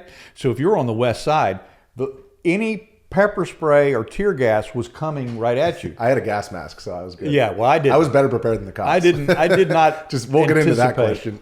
I did not come prepared for anything like this. No foreknowledge or anything. Although the FBI did try to blame me of having foreknowledge of the event, but they. So I would go up on the line to get photography and video of what was happening at the line, what was happening behind the police line. Turn around and get video of the crowd and generally trying to do my job, right? And then I would retreat back into the crowd, sometimes 20 or 30 feet away from the battle line into the crowd. Well, while I was in that retreat position at one point, they were launching those 40 millimeter devices, which are essentially flashbangs, pepper spray, canisters, that sort of thing. Tear gas canisters. And one of them landed 3 feet to my right, exploded. The shrapnel hit me right here, and this right on the side of my knee. I had a bruise there for 6 months just from the explosion of that device. You can imagine, as you said, the lizard brain kicking in. Yeah. Now, and I've admitted this on camera before.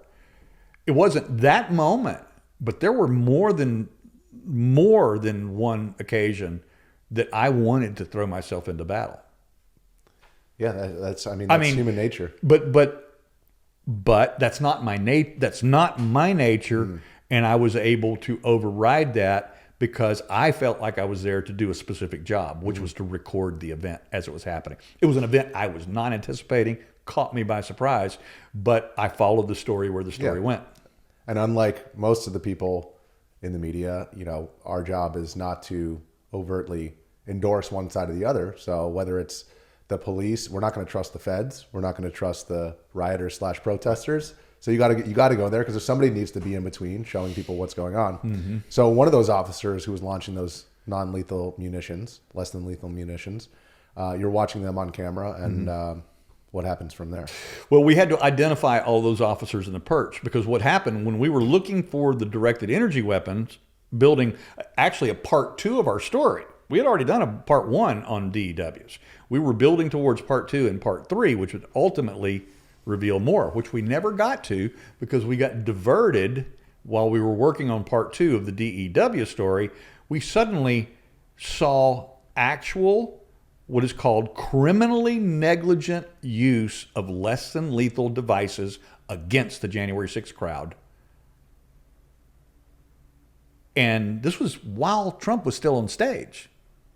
So this is what, 106, 108, something like that, 108. Okay, yeah, because I didn't get down there until later. Yeah. So before the Metropolitan Police arrived, before I got there, I arrived on the Lower West Terrace at 1:19. So before I even got there, but there's plenty of cameras now. There's a lot of cameras from body camera that's been released and trial footage that's been in discovery and made public, as well as Capitol CCTV.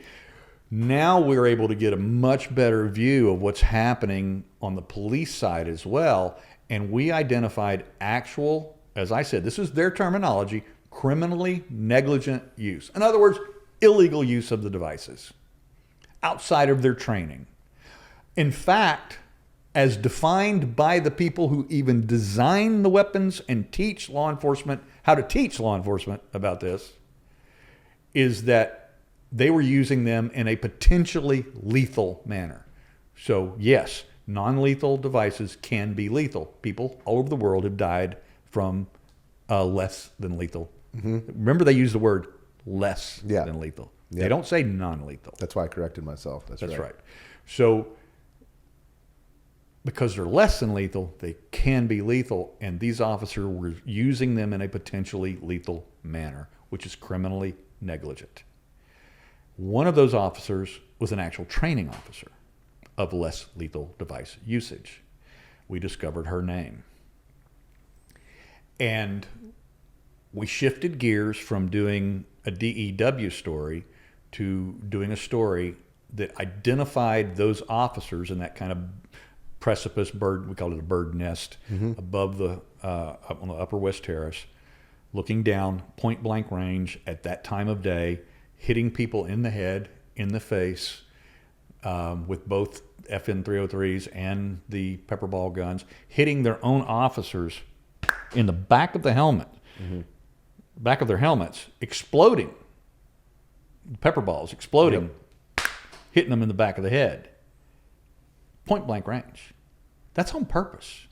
Dude, you were inciting, what were you saying earlier? The lizard brain. And what did I say earlier? That I saw otherwise good people doing stupid stuff on both sides of the police line.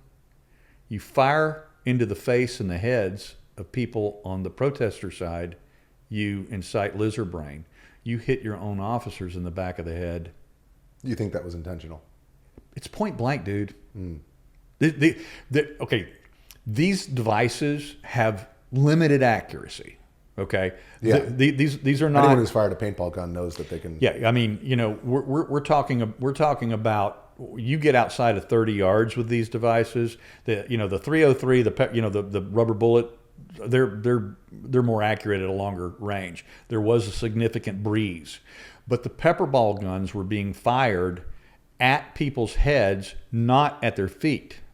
Because, like, for instance, I was watching one of the recent riots in Portland, and the officers that were on the rooftop of the federal building were firing their pepper ball guns, rapid fire, hundreds of rounds down into the feet of the protesters to move them back away from the pepper, right? Yeah. Proper trained use of those weapons. This officer now, this is even before they had established the bike rack barricade on the west side. So the bike rack barricade up on the lower terrace had not even been built yet. Everyone was standing there. I mean, I wasn't there at that time. I was there by the time the bike rack barricade was there. Yeah. But everybody was standing by initially.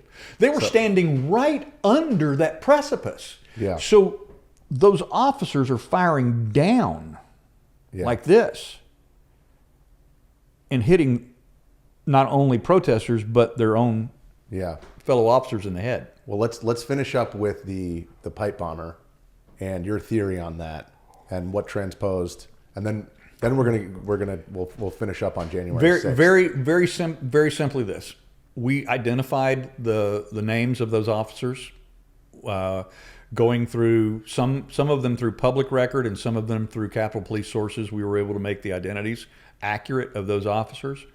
One of those officers in particular, female officer, a former Capitol Police officer now. She now works with the CIA.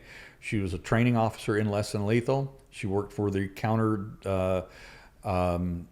the CDU, Civil Disturbance Unit. She was CDU member on the Less Lethal Squad. And as I was beginning the process of looking into her background, because you want to check out everything, you want to you want to discover who they are, you've got to get, if you're doing a story legitimately, you've got to get comment and as much as you can from the Capitol Police and the FBI and the blah, blah, blah, and everybody associated, and hopefully the individuals if you can track them down. And so we found it very difficult to track her down, and in the process, long story, I'm not going to get into it because it was days and days and weeks worth of work, but the bottom line is we discovered that she was in fact an employee at CIA now. She had left Capitol Police about 6 months after January 6th, and that she was a former All-American soccer player at Temple University, actually played 1 year of semi-pro ball in Columbus, Ohio for professional soccer team there. And this was after a college career ending injury in which she broke her tibia in half, and a soccer injury. And then after rehabilitation and all that, she actually did play 1 year of ball. What happened, though, between that year in college and her year playing pro ball is her gait had changed because of the injury. And when I saw the videos of her playing ball and walking across the soccer pitch, there's just no other way to say it. I went, "You've got to be kidding me." Because I had watched another individual a quarter mile away from the night before, a quarter mile away from the West Terrace, the night before, walking multiple videos of an individual walking around the Capitol. Videos that the FBI has never released from Capitol CCTV. And I went, "You got to be kidding me." And you opened up a can of worms.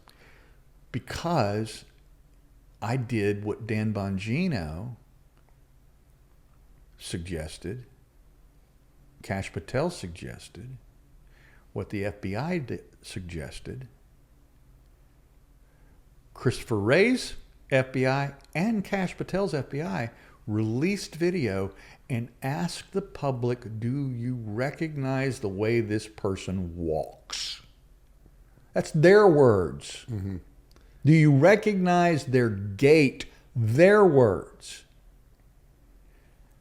And I went, "Holy shit. Yes, I do recognize something." And so you reevaluated the way that you were viewing the footage. What other things did you notice from the footage from the previous night that you hadn't noticed before after you came to this discovery? Something that I hadn't noticed before? Yeah, like mannerisms now we're talking about the evidence that supports your theory. What would that be? Well, there's a lot of things that support my theory that we've written about.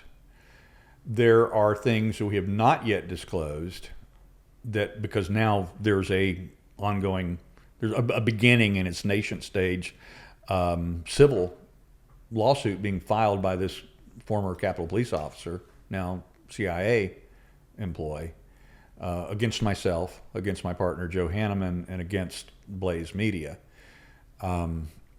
related to the fact that we named her as a potential suspect. Mm-hmm. We've never said that she is the one. But I took this evidence to our intelligence community because she worked for the intelligence community. And I made what I determined was a potential, what's called in that world, if you call the FBI, for instance, you call either the national intake or you call your local FBI field office. If you called here, you would call the Washington field office. Me, and living in North Carolina, I would call the Charlotte field office.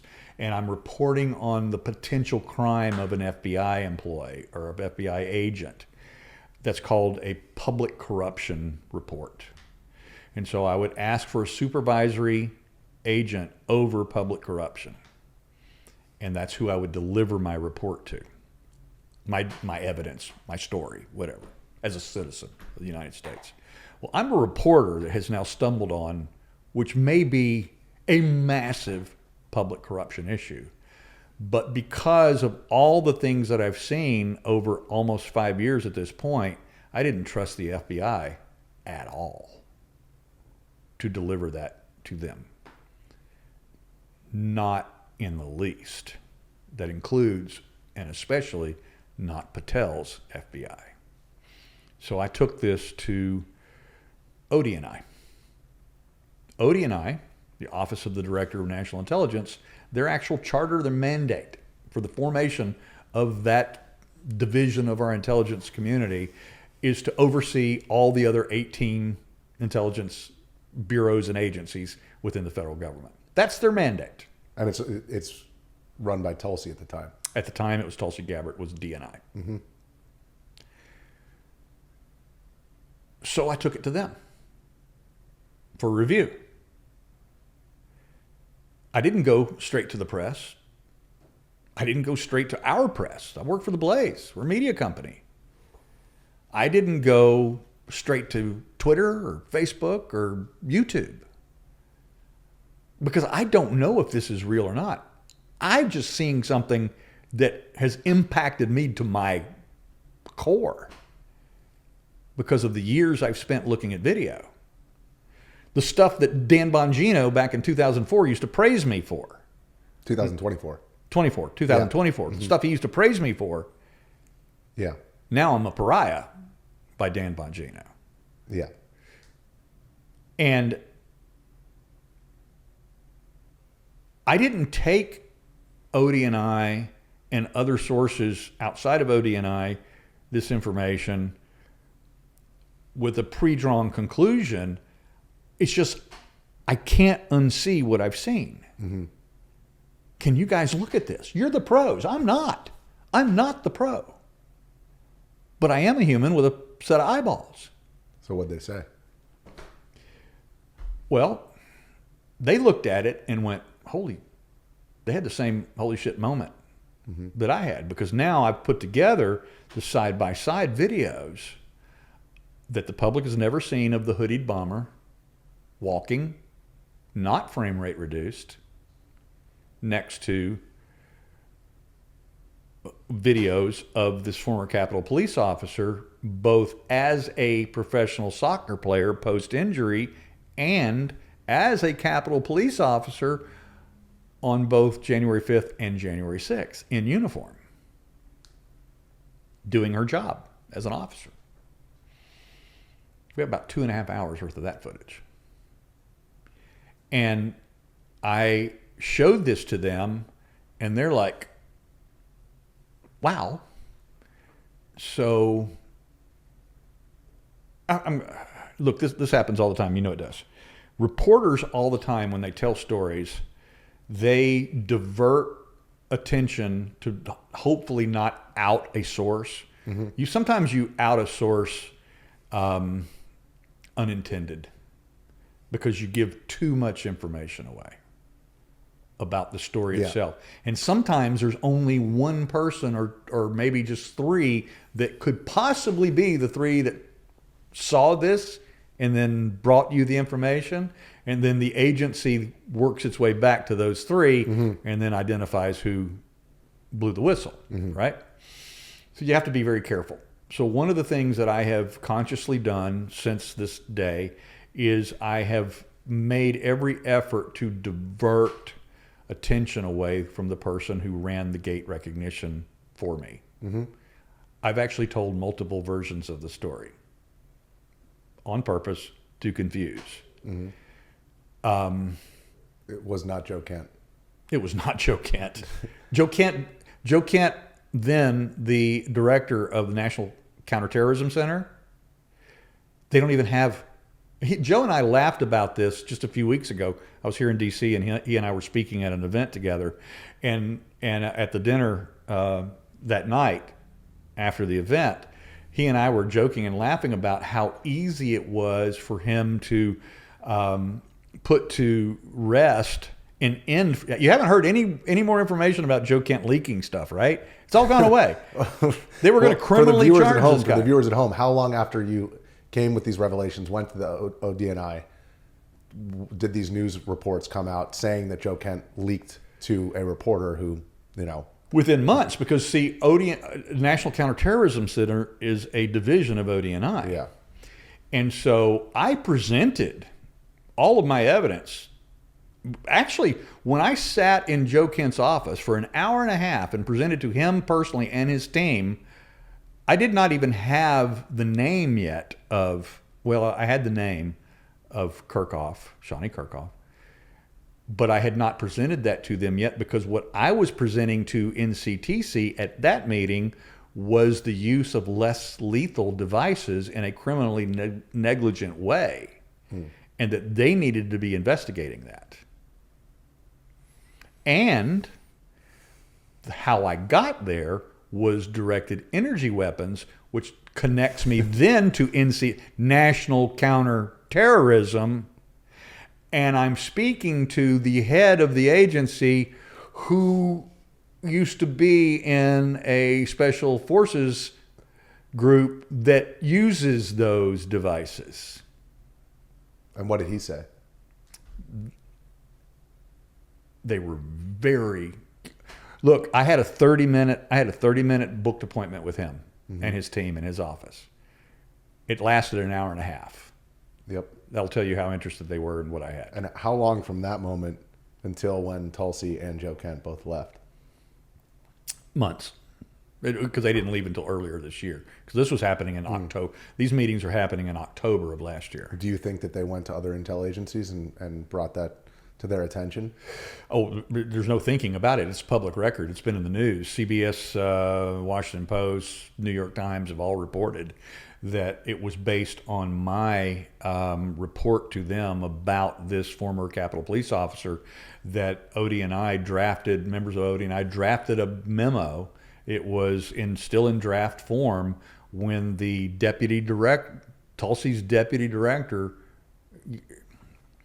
I mistakenly used the word leaked to the deputy director of CIA. I'm told that's not a leak. When a deputy director in the IC hands over a document or makes notice to someone of a significant issue that's also a deputy director at another IC, that's not a leak. Especially when it's ODNI, because Right. that's their job, is That's to right. say, hey, I think we got a So problem. the deputy director of ODNI notified the deputy director of CIA that there might be a problem with one of their employees.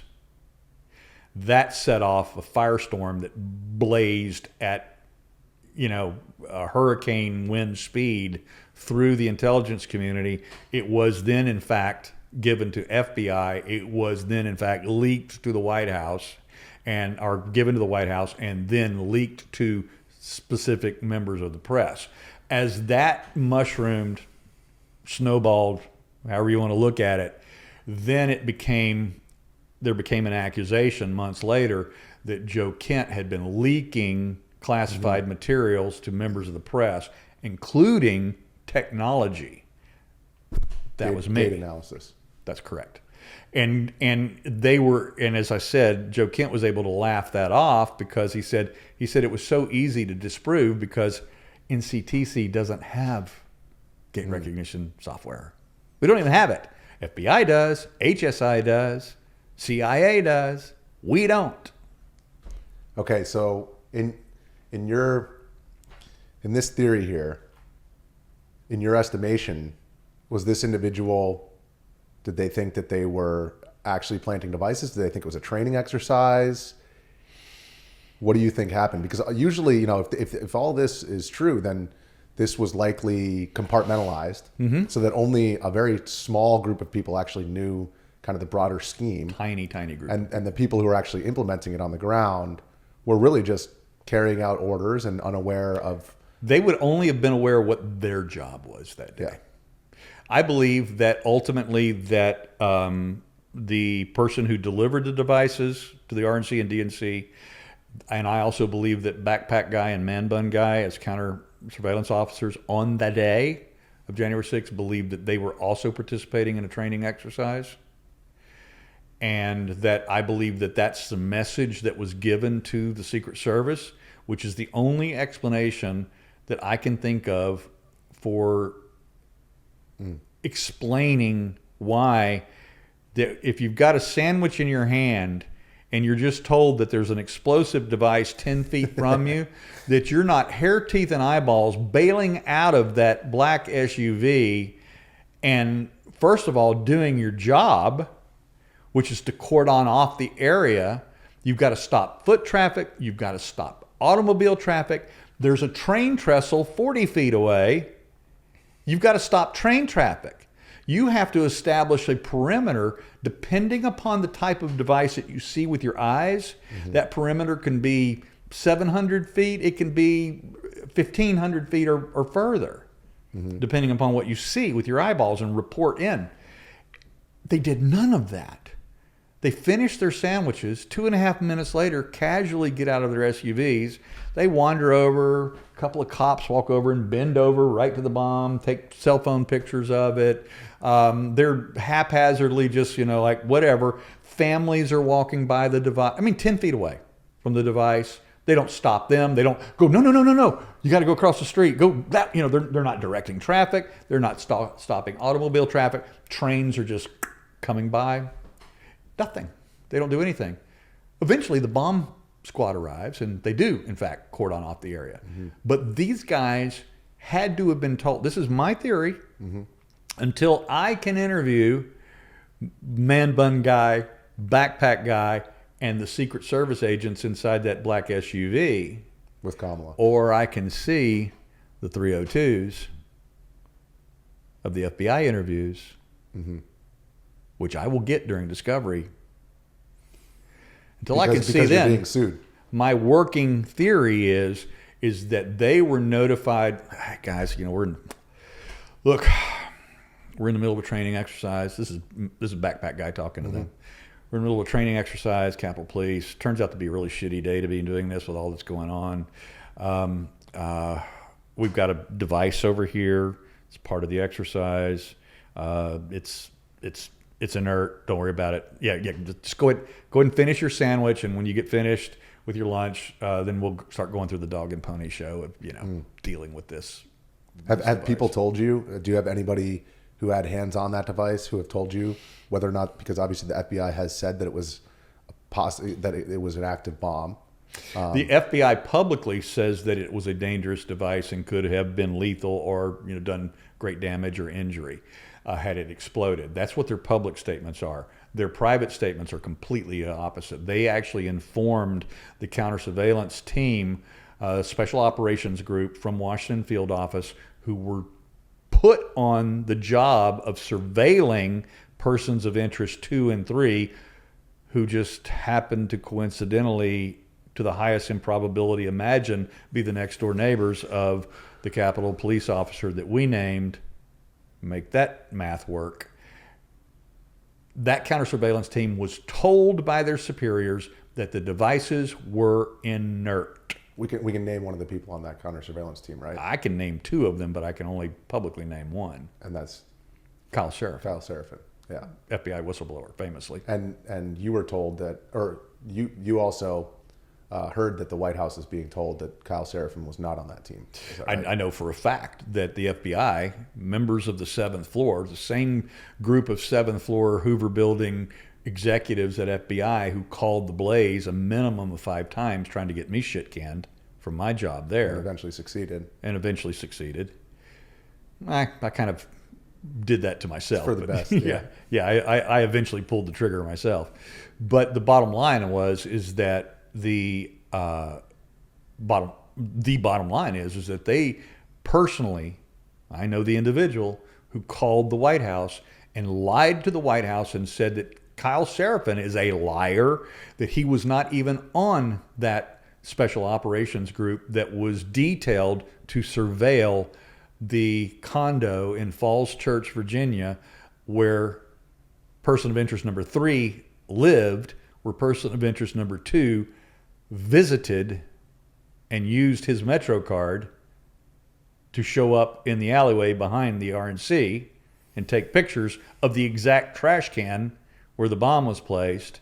And then, oh yeah, just also happened to be the next door neighbor of the Capitol Police officer, now CIA employee, that we named.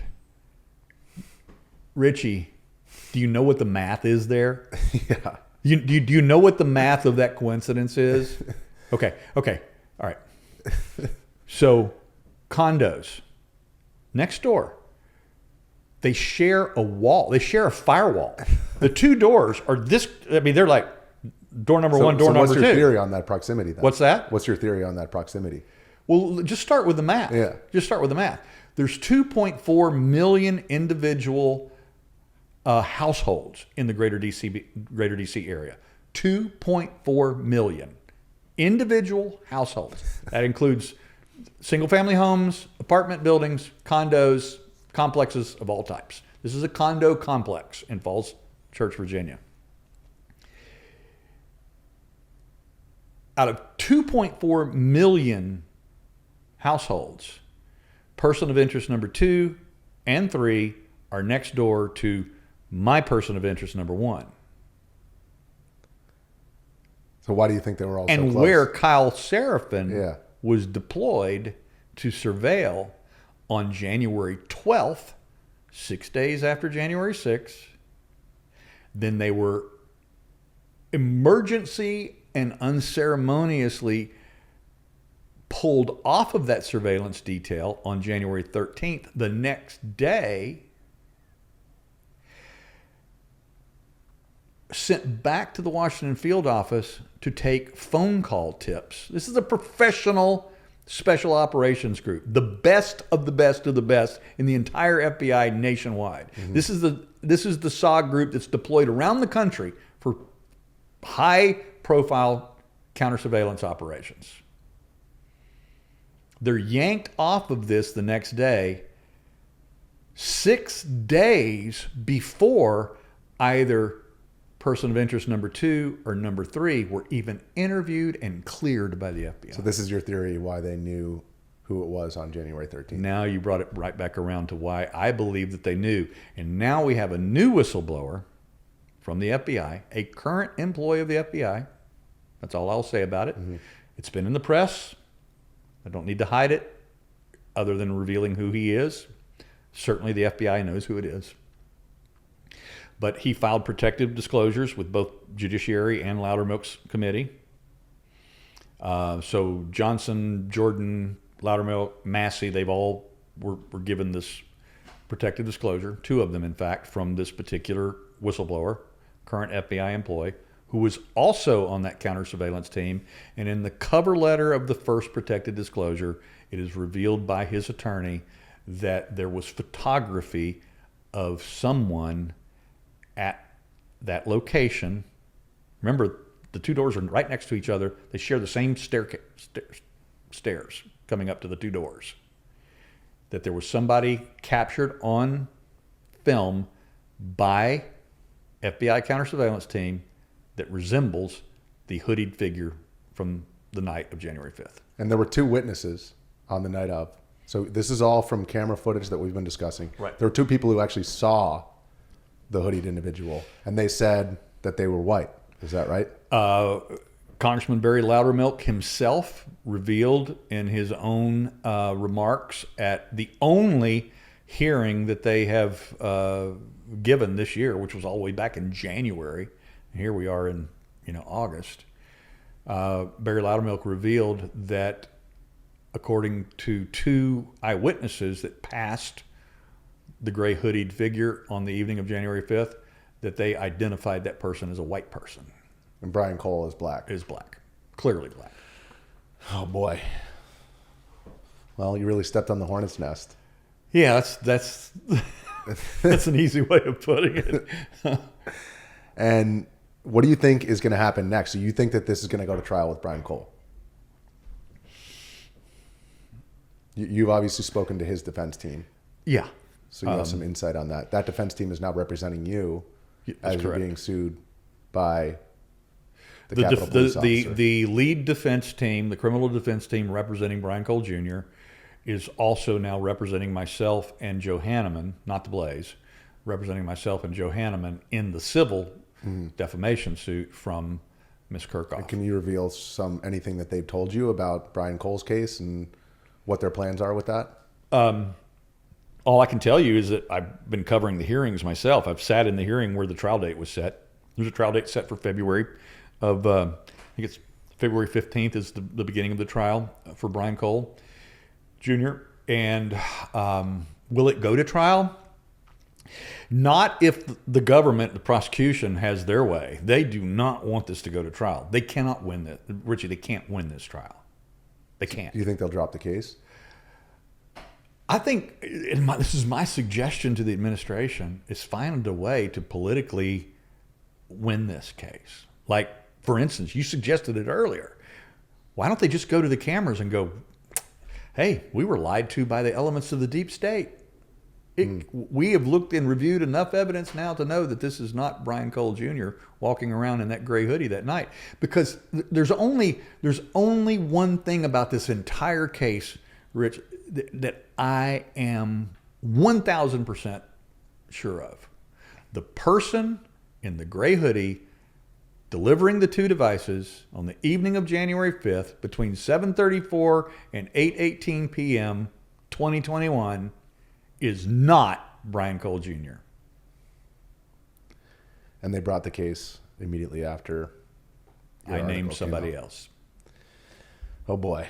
All right. Well, I think, we've established that there's something seriously fishy going on.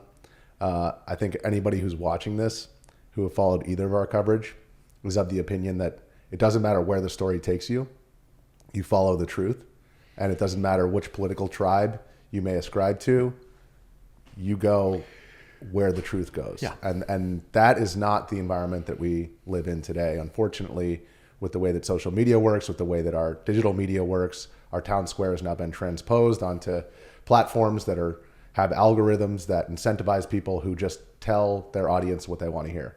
Well, I'm sorry to the folks out there if this isn't what you want to hear, but we just presented a lot of evidence today. And Let me ask you a question. Yeah, I'm ready. You live here in D.C. Yeah. This is a massive story. This shouldn't be Steve Baker's story. This shouldn't be Blaze News's story. Yeah. My former employer. This should be the Washington Post's story. They have probably hundreds of investigative journalists. They've got a budget that far exceeds the budget of the Blaze or my own personally rapidly depleting bank account. Yeah. Since I'm independent again. Why aren't they covering this story? And they would love to get score a point or 10 or 100 on Trump. You would think. Because the people who have been propagating this whole thing are the so-called deep state. And, I've been reading about the deep state since Peter Dale Scott is a far lefty guy in the early 2000s who was writing about 9/11, about Vietnam War. He's the one who brought the term deep state to the American lexicon. I've been reading about it for decades. And so the fact that it's become this politicized thing tells you everything you need to know about where Washington is right now. So I think that Washington, D.C. is in it for themselves. They want to keep the gravy train going. Trump was just a speed bump. And what's happening with Trump 2.0, we've seen, a lot of his promises from the first term and from his 2024 election. Those have kind of gone by the wayside. And this happened with Obama too. It's, you get in there, you get into your second term, and you go from being the counterculture, anti-establishment guy to the establishment. And so now they're in protection mode. And it just so happens that the Washington Post and Trump's, what Trump actually knows about all this, whether or not he's been read in on the entire pipe bomber case, that remains to be seen. But the fact of the matter is the people who are putting all this, moving this forward, and that are protecting their, let's call it an operation, because I think we've gotten to that point, their priorities align with the Washington Post's, because the Washington Post is the Washington Post. It's not the American Post. It's not the middle American Post. It's not the flyover Post. But I'm going to tell you something I know that they know, all right? Not only do line reporters, journalists at the Washington Post know this, but I've spoken to reporters for other agencies bureaued out of D.C., CBS, for example, et cetera, et cetera. None of whom believe that Brian Cole Jr.'s arrest is a righteous arrest. Official FBI, WFO, the main ground troop agents there, Yeah. they don't believe it either. They don't believe it. I can tell you that nobody at the White House believes it. Everybody's scared. Nobody believes it's true. Nobody believes that this is a righteous arrest. So that means that official Washington, not only the Department of Justice, FBI, White House, but the entire Fourth Estate are willing to sacrifice this innocent young autistic black man at the altar of cover-up. That's right. That's what's happening. And you're aware of some people in MAGA media who are aware of a lot of the evidence that you presented, evidence that you haven't even presented, that you can't present yet. Can you say anything about that? You know, the only thing that I have thus far revealed publicly, and I'll say it again, is that, you know, my bosses at the Blaze received 5 calls that I know of from the 7th floor of the FBI Hoover building to either silence me or get me fired. 2 of those calls came directly from Dan Bongino. He called the president of the company. He also called my editor-in-chief, acting editor-in-chief at the time. I know that the congressional liaison to the FBI, Marshall Yates, called my editor-in-chief.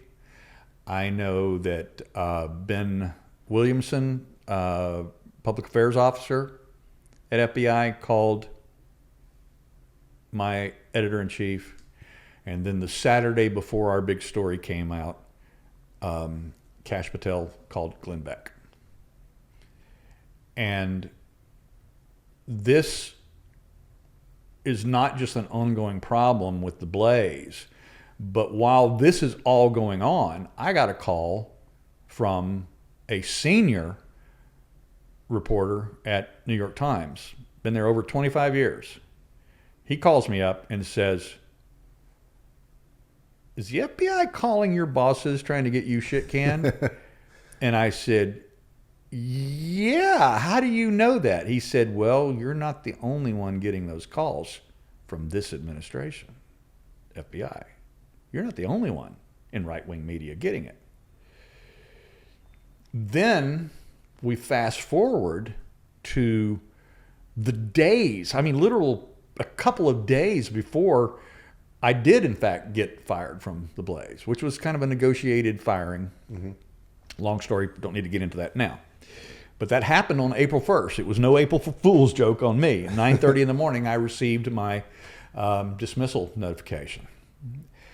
A couple of nights before that, 9:30 at night, I get a call from a reporter at the Daily Wire, senior reporter at the Daily Wire.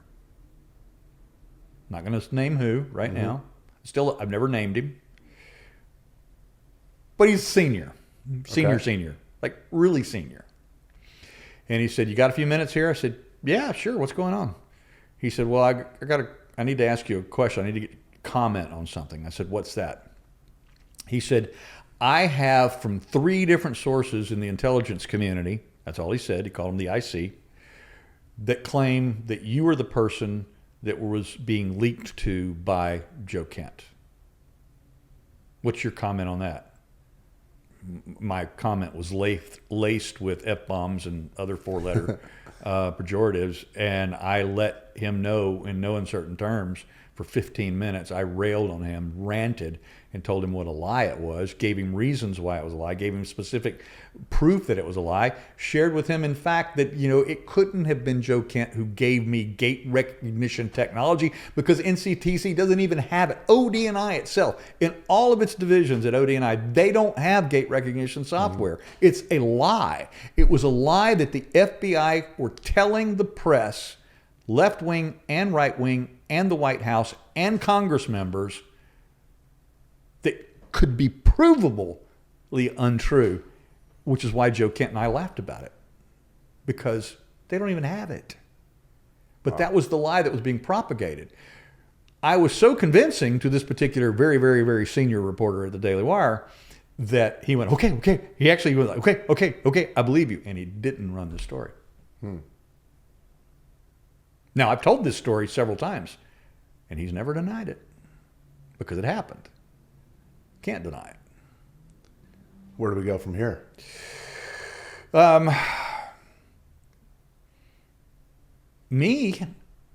going to keep doing what I'm doing. I mean, look, I have said all along, see, I'm not here sitting with you today in D.C. because of January 6th. I'm here because of COVID. COVID took my income away. I was a full-time performing musician, and they put me out of work for 2 years. My live performance music, I was in the special events industry. People couldn't hold corporate events. They couldn't hold events at, at golf resorts. They couldn't hold events at convention centers. They couldn't have weddings at wedding venues. Nobody could do anything.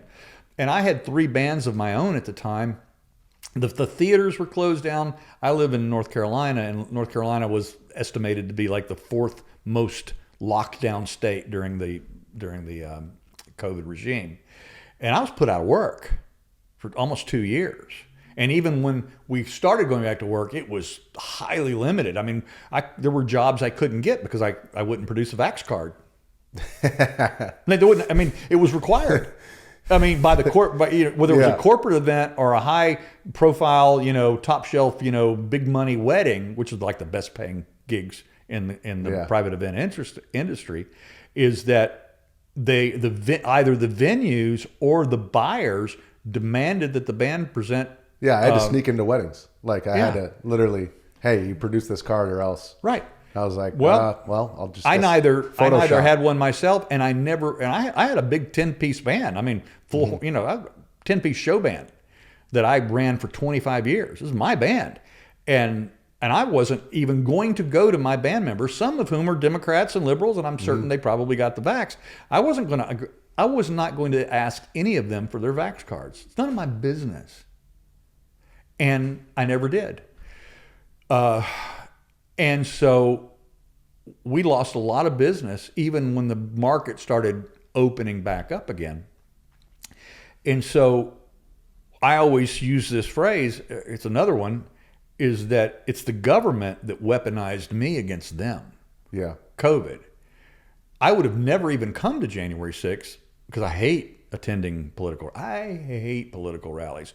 And on a Wednesday in January outside, no way in hell am I attending that event, except that because of COVID, I have now taken my hobby of political writing and investigative journalism and moved it to the captain's chair of my life, and I moved my musical self, my 40-year career in music, to the co-pilot's chair of my life. And I'm like going, oh, dang it, I got to go to this event.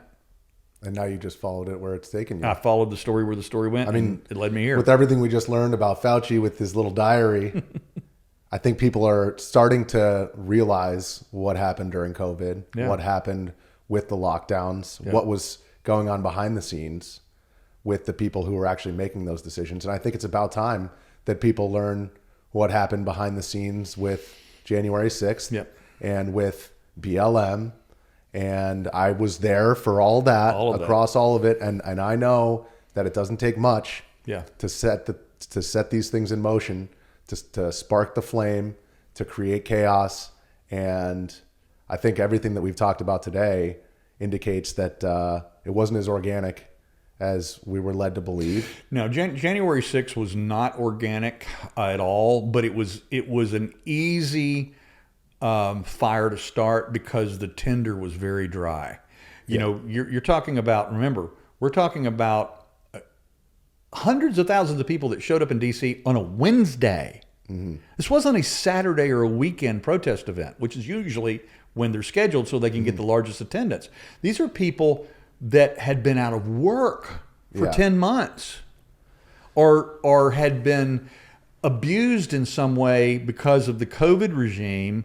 And then you throw on top of it their belief, real or otherwise, that the November election had been stolen from them. So there was a dry tinderbox at the Ellipse and at the Capitol that day. And it just took a little spark to ignite that. This conversation isn't about, you know, defending those people or about saying that they were all terrorists. I mean, we know, because we were there, just the same as what I saw at BLM, you have a lot of people who showed up with good intentions. You have a lot of those people who showed up with good intentions who then get their lizard brain activated when the pepper spray and the tear gas comes out. You have a very small group of people who showed up with the intention of agitation. What their motivations were for that agitation, whether or not they were, you know, serving some greater power or not, obviously we're still in the process of figuring that out. Whether it was BLM or MAGA, it only takes a couple of those people. And agents provocateur, but here's an actual job. And the question that I have asked since the moment that I showed up on the Western Front, right before 2 p.m., with my bulletproof backpack, with my ballistic helmet, with my gas mask, is why is it that I was better prepared than those cops? 90% of them. Most of them didn't even have gas masks. I can answer that question. What's the answer? We've done Joe and I did a massive story on this. Yeah. Do you know? Well, that they've turned in their helmets. Two weeks before January 6th, all of the frontline officers were required to turn their helmets in. Yes. So my question is... Huge scandal. Yes, and I know that. But my question is who was it? I mean, because let's put it this way. Based on the intelligence that I had going to Stop the Steal 1 and Stop the Steal 2, which were in November, December of 2020, and seeing the ratcheting up of escalation there, when I heard my now wife, then girlfriend, telling me, "Hey, I see the cops running," I knew that it was starting earlier than I thought it was going to start. Thought it was going to be with the counter protesters, you know, after everyone disperses, sometime after all the events. I thought that it was going to be that evening. I planned. Exactly. Because I carried to the Capitol with me my tripod. I had my man on the street microphone. I had my extra battery packs. I mean, I planned on camping out there until the violence started that night. Yeah. I had no idea that as I'm walking to the Capitol, I'm seeing smoke and I'm hearing flashbangs and I'm hearing the sirens of MPD arriving at the Capitol. And I was there with a close friend and a colleague, a writer, political writer, and I looked at him and I went, that's where we're headed. Yeah. And we broke out in a run and ran to the West Terrace. When I turned on my camera, I have the metadata at exactly 1:19 p.m. People are already getting first aid on both sides of the police line. And somehow I got from Georgetown, where I was streaming the speech, because I knew there was going to be no internet down there. We had a team of reporters on the ground. They didn't have internet service, so I wanted to stream the speech. I wanted to be able to run my team with proper internet on my Wi-Fi. I was able to get in an Uber, go from Georgetown. I brought my skateboard because I knew what was going to happen. I was going to hit traffic. I skateboarded down Independence Avenue, and I got to the Western Front somehow before the police were able to get proper reinforcements. And I think it's worth stating that, you know, there's a narrative on the right that says, oh, they let them in. The police officers that I saw on the Western Front were fighting with all their hearts. Yeah. It wasn't until after they were overrun, people who had come from the east side, who broke in through the windows, who opened the doors, that the police capitulated because they realized that there was no hope. Yeah. But the point being, you were aware that violence was going to start whenever, you know, maybe it was after dark. I was aware of that. We're just two independent reporters. We're aware of that. Yeah. How is it that the entire Capitol Police Force, the federal intelligence agencies, how is it that they didn't prepare for this? You asked Who the was wrong, it who you made asked the those wrong decisions? question. Yeah. How come you didn't ask why weren't they aware of it? Because they were. Well, They on the were upper aware. echelons, they were. The rank and file were not. The absolute and so the rank and powers- file had that withheld from them. And on those purpose. people are incredibly happy when they see the right say, oh, all these rank and file cops, they're the rotten ones. And then the left says, oh, all these MAGA guys, they're all terrorists. Because here we are squabbling about, oh, was it MAGA's fault or was it the Capitol Police's fault? And we're not asking the bigger question of who put the fix in. Well, I'll look into this camera right now, and I'll tell you, because there are people that watch this, because there are people that are scrutinizing every word that I say right now, and for not good reasons, reasons that are potentially harmful to me, and I'm talking about legally, or otherwise, and there are also individuals that are watching this. They're going to think that everything I just said right in the last 60 seconds were conspiracy laced. No, it's not. The frontline officers, actual what they call at the Capitol Police, the first responders unit, they either did not have their morning roll call briefings, or the ones that had their morning roll call briefings have had those briefings altered before they were presented to the public in evidence to the Congress. We know that for a fact. Or they were completely withheld all information that they should have known, all the way up to command, at the very least, lieutenant and captain command levels were withheld information about what was coming that day. And we know this not because I'm making this up in my conspiracy ladle brain. It's because of trial testimonies of those very officers under direct and cross-examination in the J6 trials said that we were given no information about what was coming. And the former chief of the Capitol Police said that he wasn't given the proper briefings. He was withheld, and this is also on the record, transcripted under oath, the admission that he was purposefully not invited to the January 3rd intelligence briefing about what they knew that was coming, in which the head of Capitol Police Intelligence Analyst Department, overseeing about a dozen analysts, admitted in her congressional testimony before the original January 6th committee, the transcript is public, her name is Julie Farnham, she admits in her testimony that not only was Son not invited, but he seemed to have been purposefully not invited. And she's a leftist. She's not. And that's the thing. This isn't about politics. And it's not that we're trying to dismiss all guilt of some of the people who were bad actors in that crowd. Some of the people who beat up on cops right in front of my eyes. Some of those, most of those, well, all of the ones that I saw were Trump supporters. But the spark had already been lit. And the fact of the matter is, we're not dismissing guilt from those individuals who did act as very violent individuals on that day. But the fact of the matter is, the notion that there were, the idea that there were zero feds in the crowd.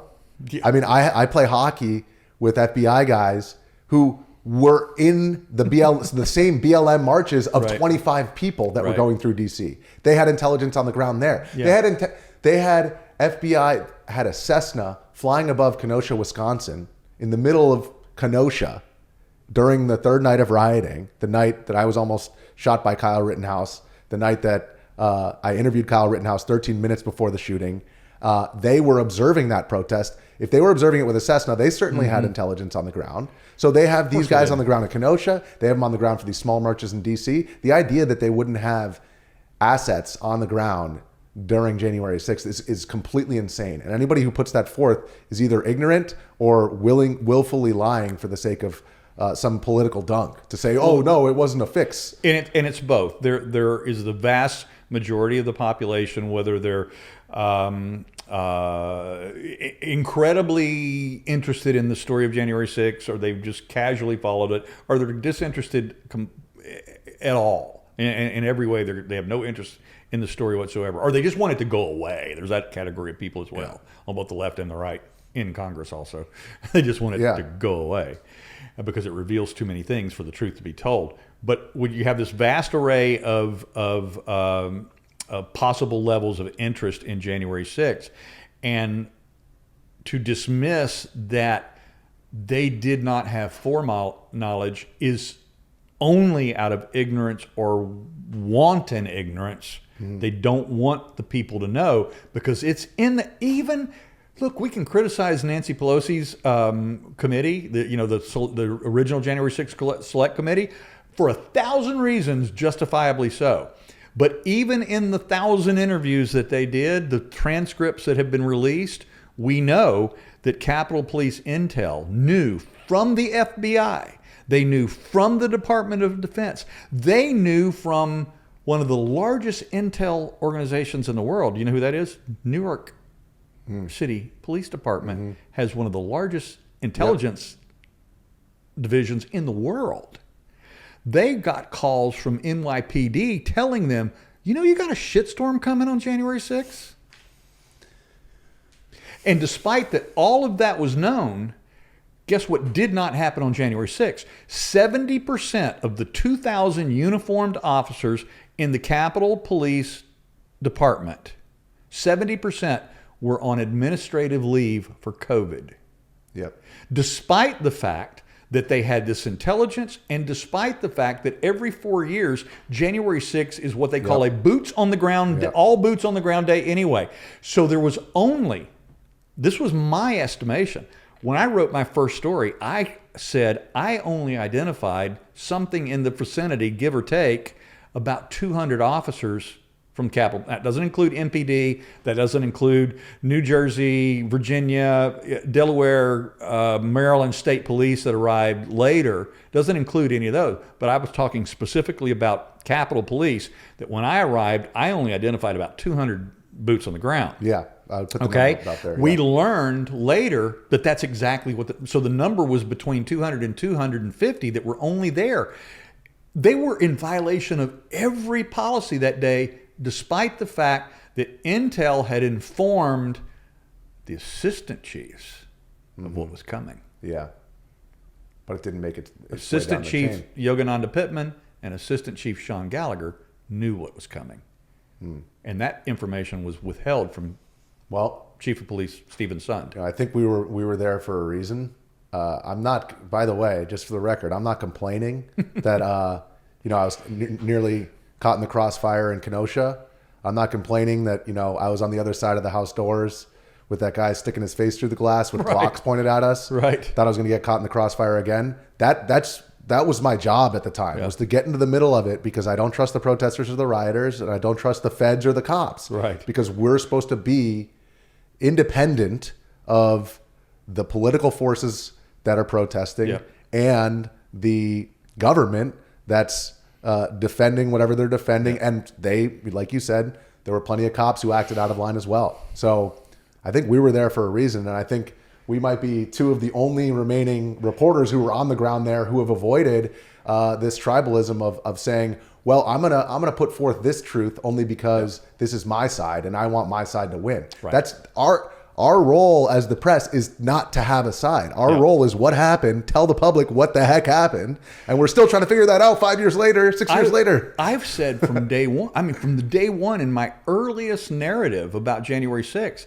I don't care whether my search takes me to Nancy Pelosi's desk, to McConnell's desk, takes me to Mark Milley's desk, or takes me to Donald Trump's desk. I don't care. Yeah.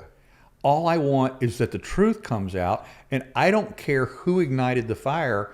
I want to figure out how this fire started. That's what I've been obsessed with for 5.5 years now. It's not the only story I've worked on. We talked about some other stories I've been working on last night. We'll get into that later for sure. But we have. I unfortunately have been put back in a position where I have to be independent again from media, corporate media, because it was corporate media that paid for my investigations, that hired me because of my J6 investigations at Blaze Media. They hired me because of the work I did as an independent. The work as I did as an independent was pretty substantial. The things and the truths that I was releasing then, which led them to offering me a job. I wasn't looking for a job. They came to me and said, "Hey, would you be interested in going to work?" And I'd been independent my entire life. And I'm like, I was, coming out of the COVID thing, and I had been devastated financially, and I'm thinking, well, paycheck for a while might not be such a bad thing. And it ended up being a great thing because the editor-in-chief who hired me, Matt Peterson, man, he believed in my work. And then I begged him to hire Joe Hanneman away from Epic Times. So that took about 6 months of back and forth. And finally, Joe came over because he and I had developed a really close relationship. I felt like he was doing better work than anybody else in the business on that. And I finally got him, on the same team with me. We had been sharing for years. We'd been sharing stories. In fact, I had given him stories that, because I was independent, I knew would get a larger readership on Epic Times. And I never got a byline on them because I couldn't. I couldn't have a byline. Epic Times does not allow outside bylines. So it was fine. I gave Joe the story just so that it would get a broader audience because I thought it was an important story. And then he and I became really close friends. We started working together. I got him over to the Blaze. So now, man, we've got this dynamic duo, and we're really finding the stuff now and uncovering it. And once you get that hierarchy, even the independent media that is so-called independent, the moment that you start to get investment, the moment that you really start to make money, you hire a big team. It's a money-making operation. And the fact of the matter is, if you want to succeed in today's media environment, you need to play by the rules of the algorithms and of the business model, and don't upset your audience because then they'll unsubscribe. Don't lose your access. Yeah, don't. Well, I think this. Well, but I think ironically that what we're doing right now, I think there are a lot of people who are the rank and file out there in the federal law enforcement agencies who understand, with the evidence that we just presented today, what the writing on the wall is. And so I think we're going to continue working. We're going to continue this conversation. We're not giving up. And now that because we both are independent, and because we both no longer have, any bosses to answer to, we're going to follow it wherever it goes, regardless of what that is. I had to give up that paycheck. I had to give up, the super duper Cadillac health insurance plan. I had to give up the really nice expense account that covered all of my travel, because I have to go to DC almost every other week, and then I have to chase stories, in other parts of the country. And the Blaze never one time ever complained about my expense account. It was all legitimate, but it could be big, from month to month, and never got a complaint about that. And then it wasn't until the November 8th story that now the censorship regime from the corporate media, from the C-suite at the Blaze happened, and they locked me down. They didn't just lock me down and say I can't talk about publicly the pipe bomb story.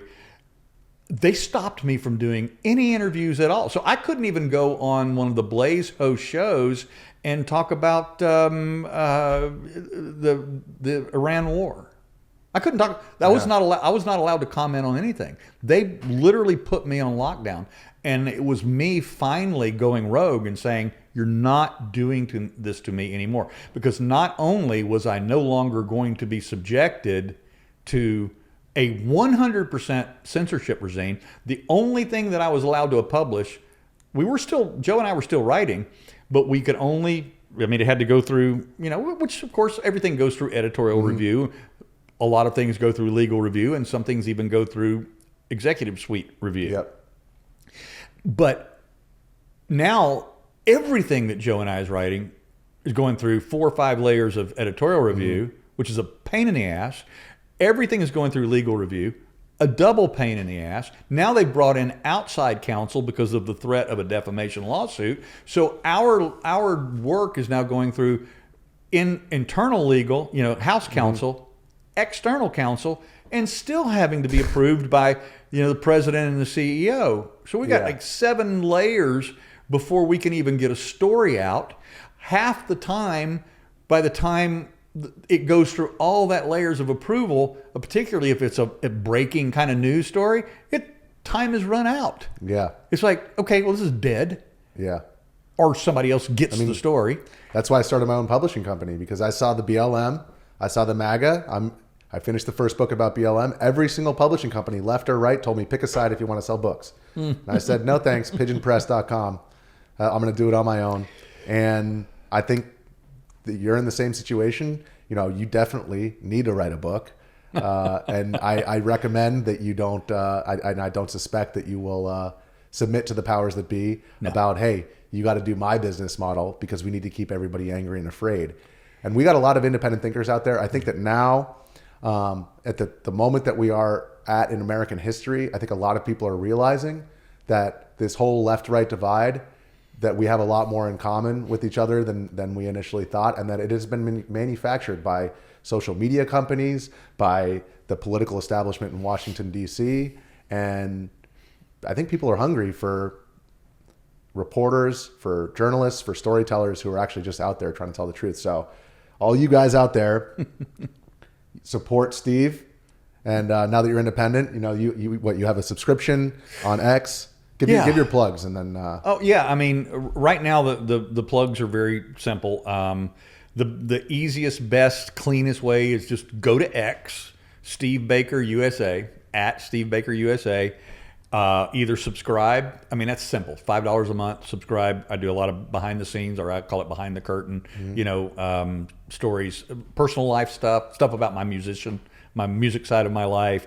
I obviously I try to give little glimpses into stories that are coming, things that are not publicly available yet, and it's like everybody else. Some ex guys are charging a lot more than me, but $5 a month. I think that's the minimum anyway. So $5 a month, or they can hit now we got X money, so they can hit the dollar sign. If you want to make a one-time contribution, you can do that there. I will tell you that Joe and I post the Blaze after April 1st. So I was fired on April 1st. He resigned on April 3rd. We did start our own publication, Veritas Regnat. And we also started a Give, Send, Go thing where we're getting ready to close that down. Okay. So I hate that type of. I always hated that type because you got to beg for it constantly, whatever. Yeah. So I will just say this is that we've been seeking larger funding outside of that, and so it's still just 2 guys running an operation. Up to this point, I mean, our burn rate's about $20,000 a month, and that's not even on us. That's because it costs money to do this. Licensing fees, professional fees, taxes, insurance, just to start a legitimate business, which we did. Yeah. And in order to do that, and then also you have to pay because we pay in private investigators as well. I mean, we have to hire people sometimes that can get answers to things that they won't be given to a journalist. Yeah. One of but those. You're spending money. You're not spending money. I'll give you an exclusive right here, right now. This is the first. For instance, we've been investigating the death of a Homeland Security investigator who took my case. ODNI brought it to him. So we didn't bring it to the FBI. I didn't bring it to the FBI. ODNI did not bring it, but they did take it to HSI, which is an investigative. It's another federal investigative organization, Homeland Security Investigations. A HSI senior agent, 19 years at HSI, decided to take this case on his own. 3 weeks later, he was found dead in his condo with a bullet shot to the head. Can you name him? Yeah, his name is Mark Osborne. And Mark, the last time I spoke to him personally was October 29th. The last time that any of the ODNI people spoke to him was November 10th, I believe, was the latest date that we know of. And then he was found dead by his girlfriend in his condo on November 26th. Months and months have gone by without any coroner's report, any medical examiner's report. We have interviewed tons of people. And of course, because we're dealing with law enforcement and we're dealing with coroners and we're dealing with people inside the intelligence community who won't talk to a reporter, a lot of them do talk, obviously, or I wouldn't be in the business I'm in right now. But we have not been able to get any information. We finally went the FOIA route to get the medical examiner's report. Not forthcoming, but we were able to hire a 25-year retired FBI agent. He's actually a long-term member of our team. I'll just disclose that. We've talked about him before. But he's, retired from the FBI. He's now a private investigator, licensed in multiple states. And he has done some research and some visits. He has interviewed the actual homicide detective at the Fairfax County Police Department who has the case of Mark Osborne's death. And even though we've never been able to receive the coroner's report, it has always been rumored that it was a suicide, but nobody that knows him believes that it was a suicide. So all of his companions and his colleagues at HSI and at ODNI who know him well, who brought him in on this case, say, no way was this a suicide. Well, our guy, our private investigator, has recently spoken to one of the family members, and the family members are convinced that it was a suicide. So that's the first time I've revealed that. We talked about it a little bit on my Tucker Carlson interview. I've talked about it with Kyle Seraphin and I think Viva Fry as well, are the only other places where I've talked about it and named names. But despite the fact that there have been many people in the intelligence community who have been asking questions, we've been able to get no answers. So the most recent update that I received just a couple of days ago, as a matter of fact, was from our investigator being able to talk to somebody who would not speak to a reporter, but he was able to speak to one of the family members, and they told him that they believe it was a suicide. His colleagues don't. So there's that. We also haven't seen the medical examiner's report. And so then there's that. You suffered a cardiac event within a month of that.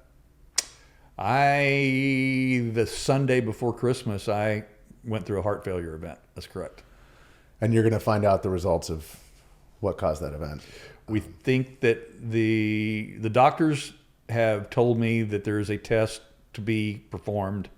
It is on the schedule right now, that they will be able to at least determine whether this was a naturally occurring event because of a defect in my heart or it was caused by some outside source. So that test is coming soon. All right, folks. We're going to definitely update you on Steve's investigations, multiple investigations.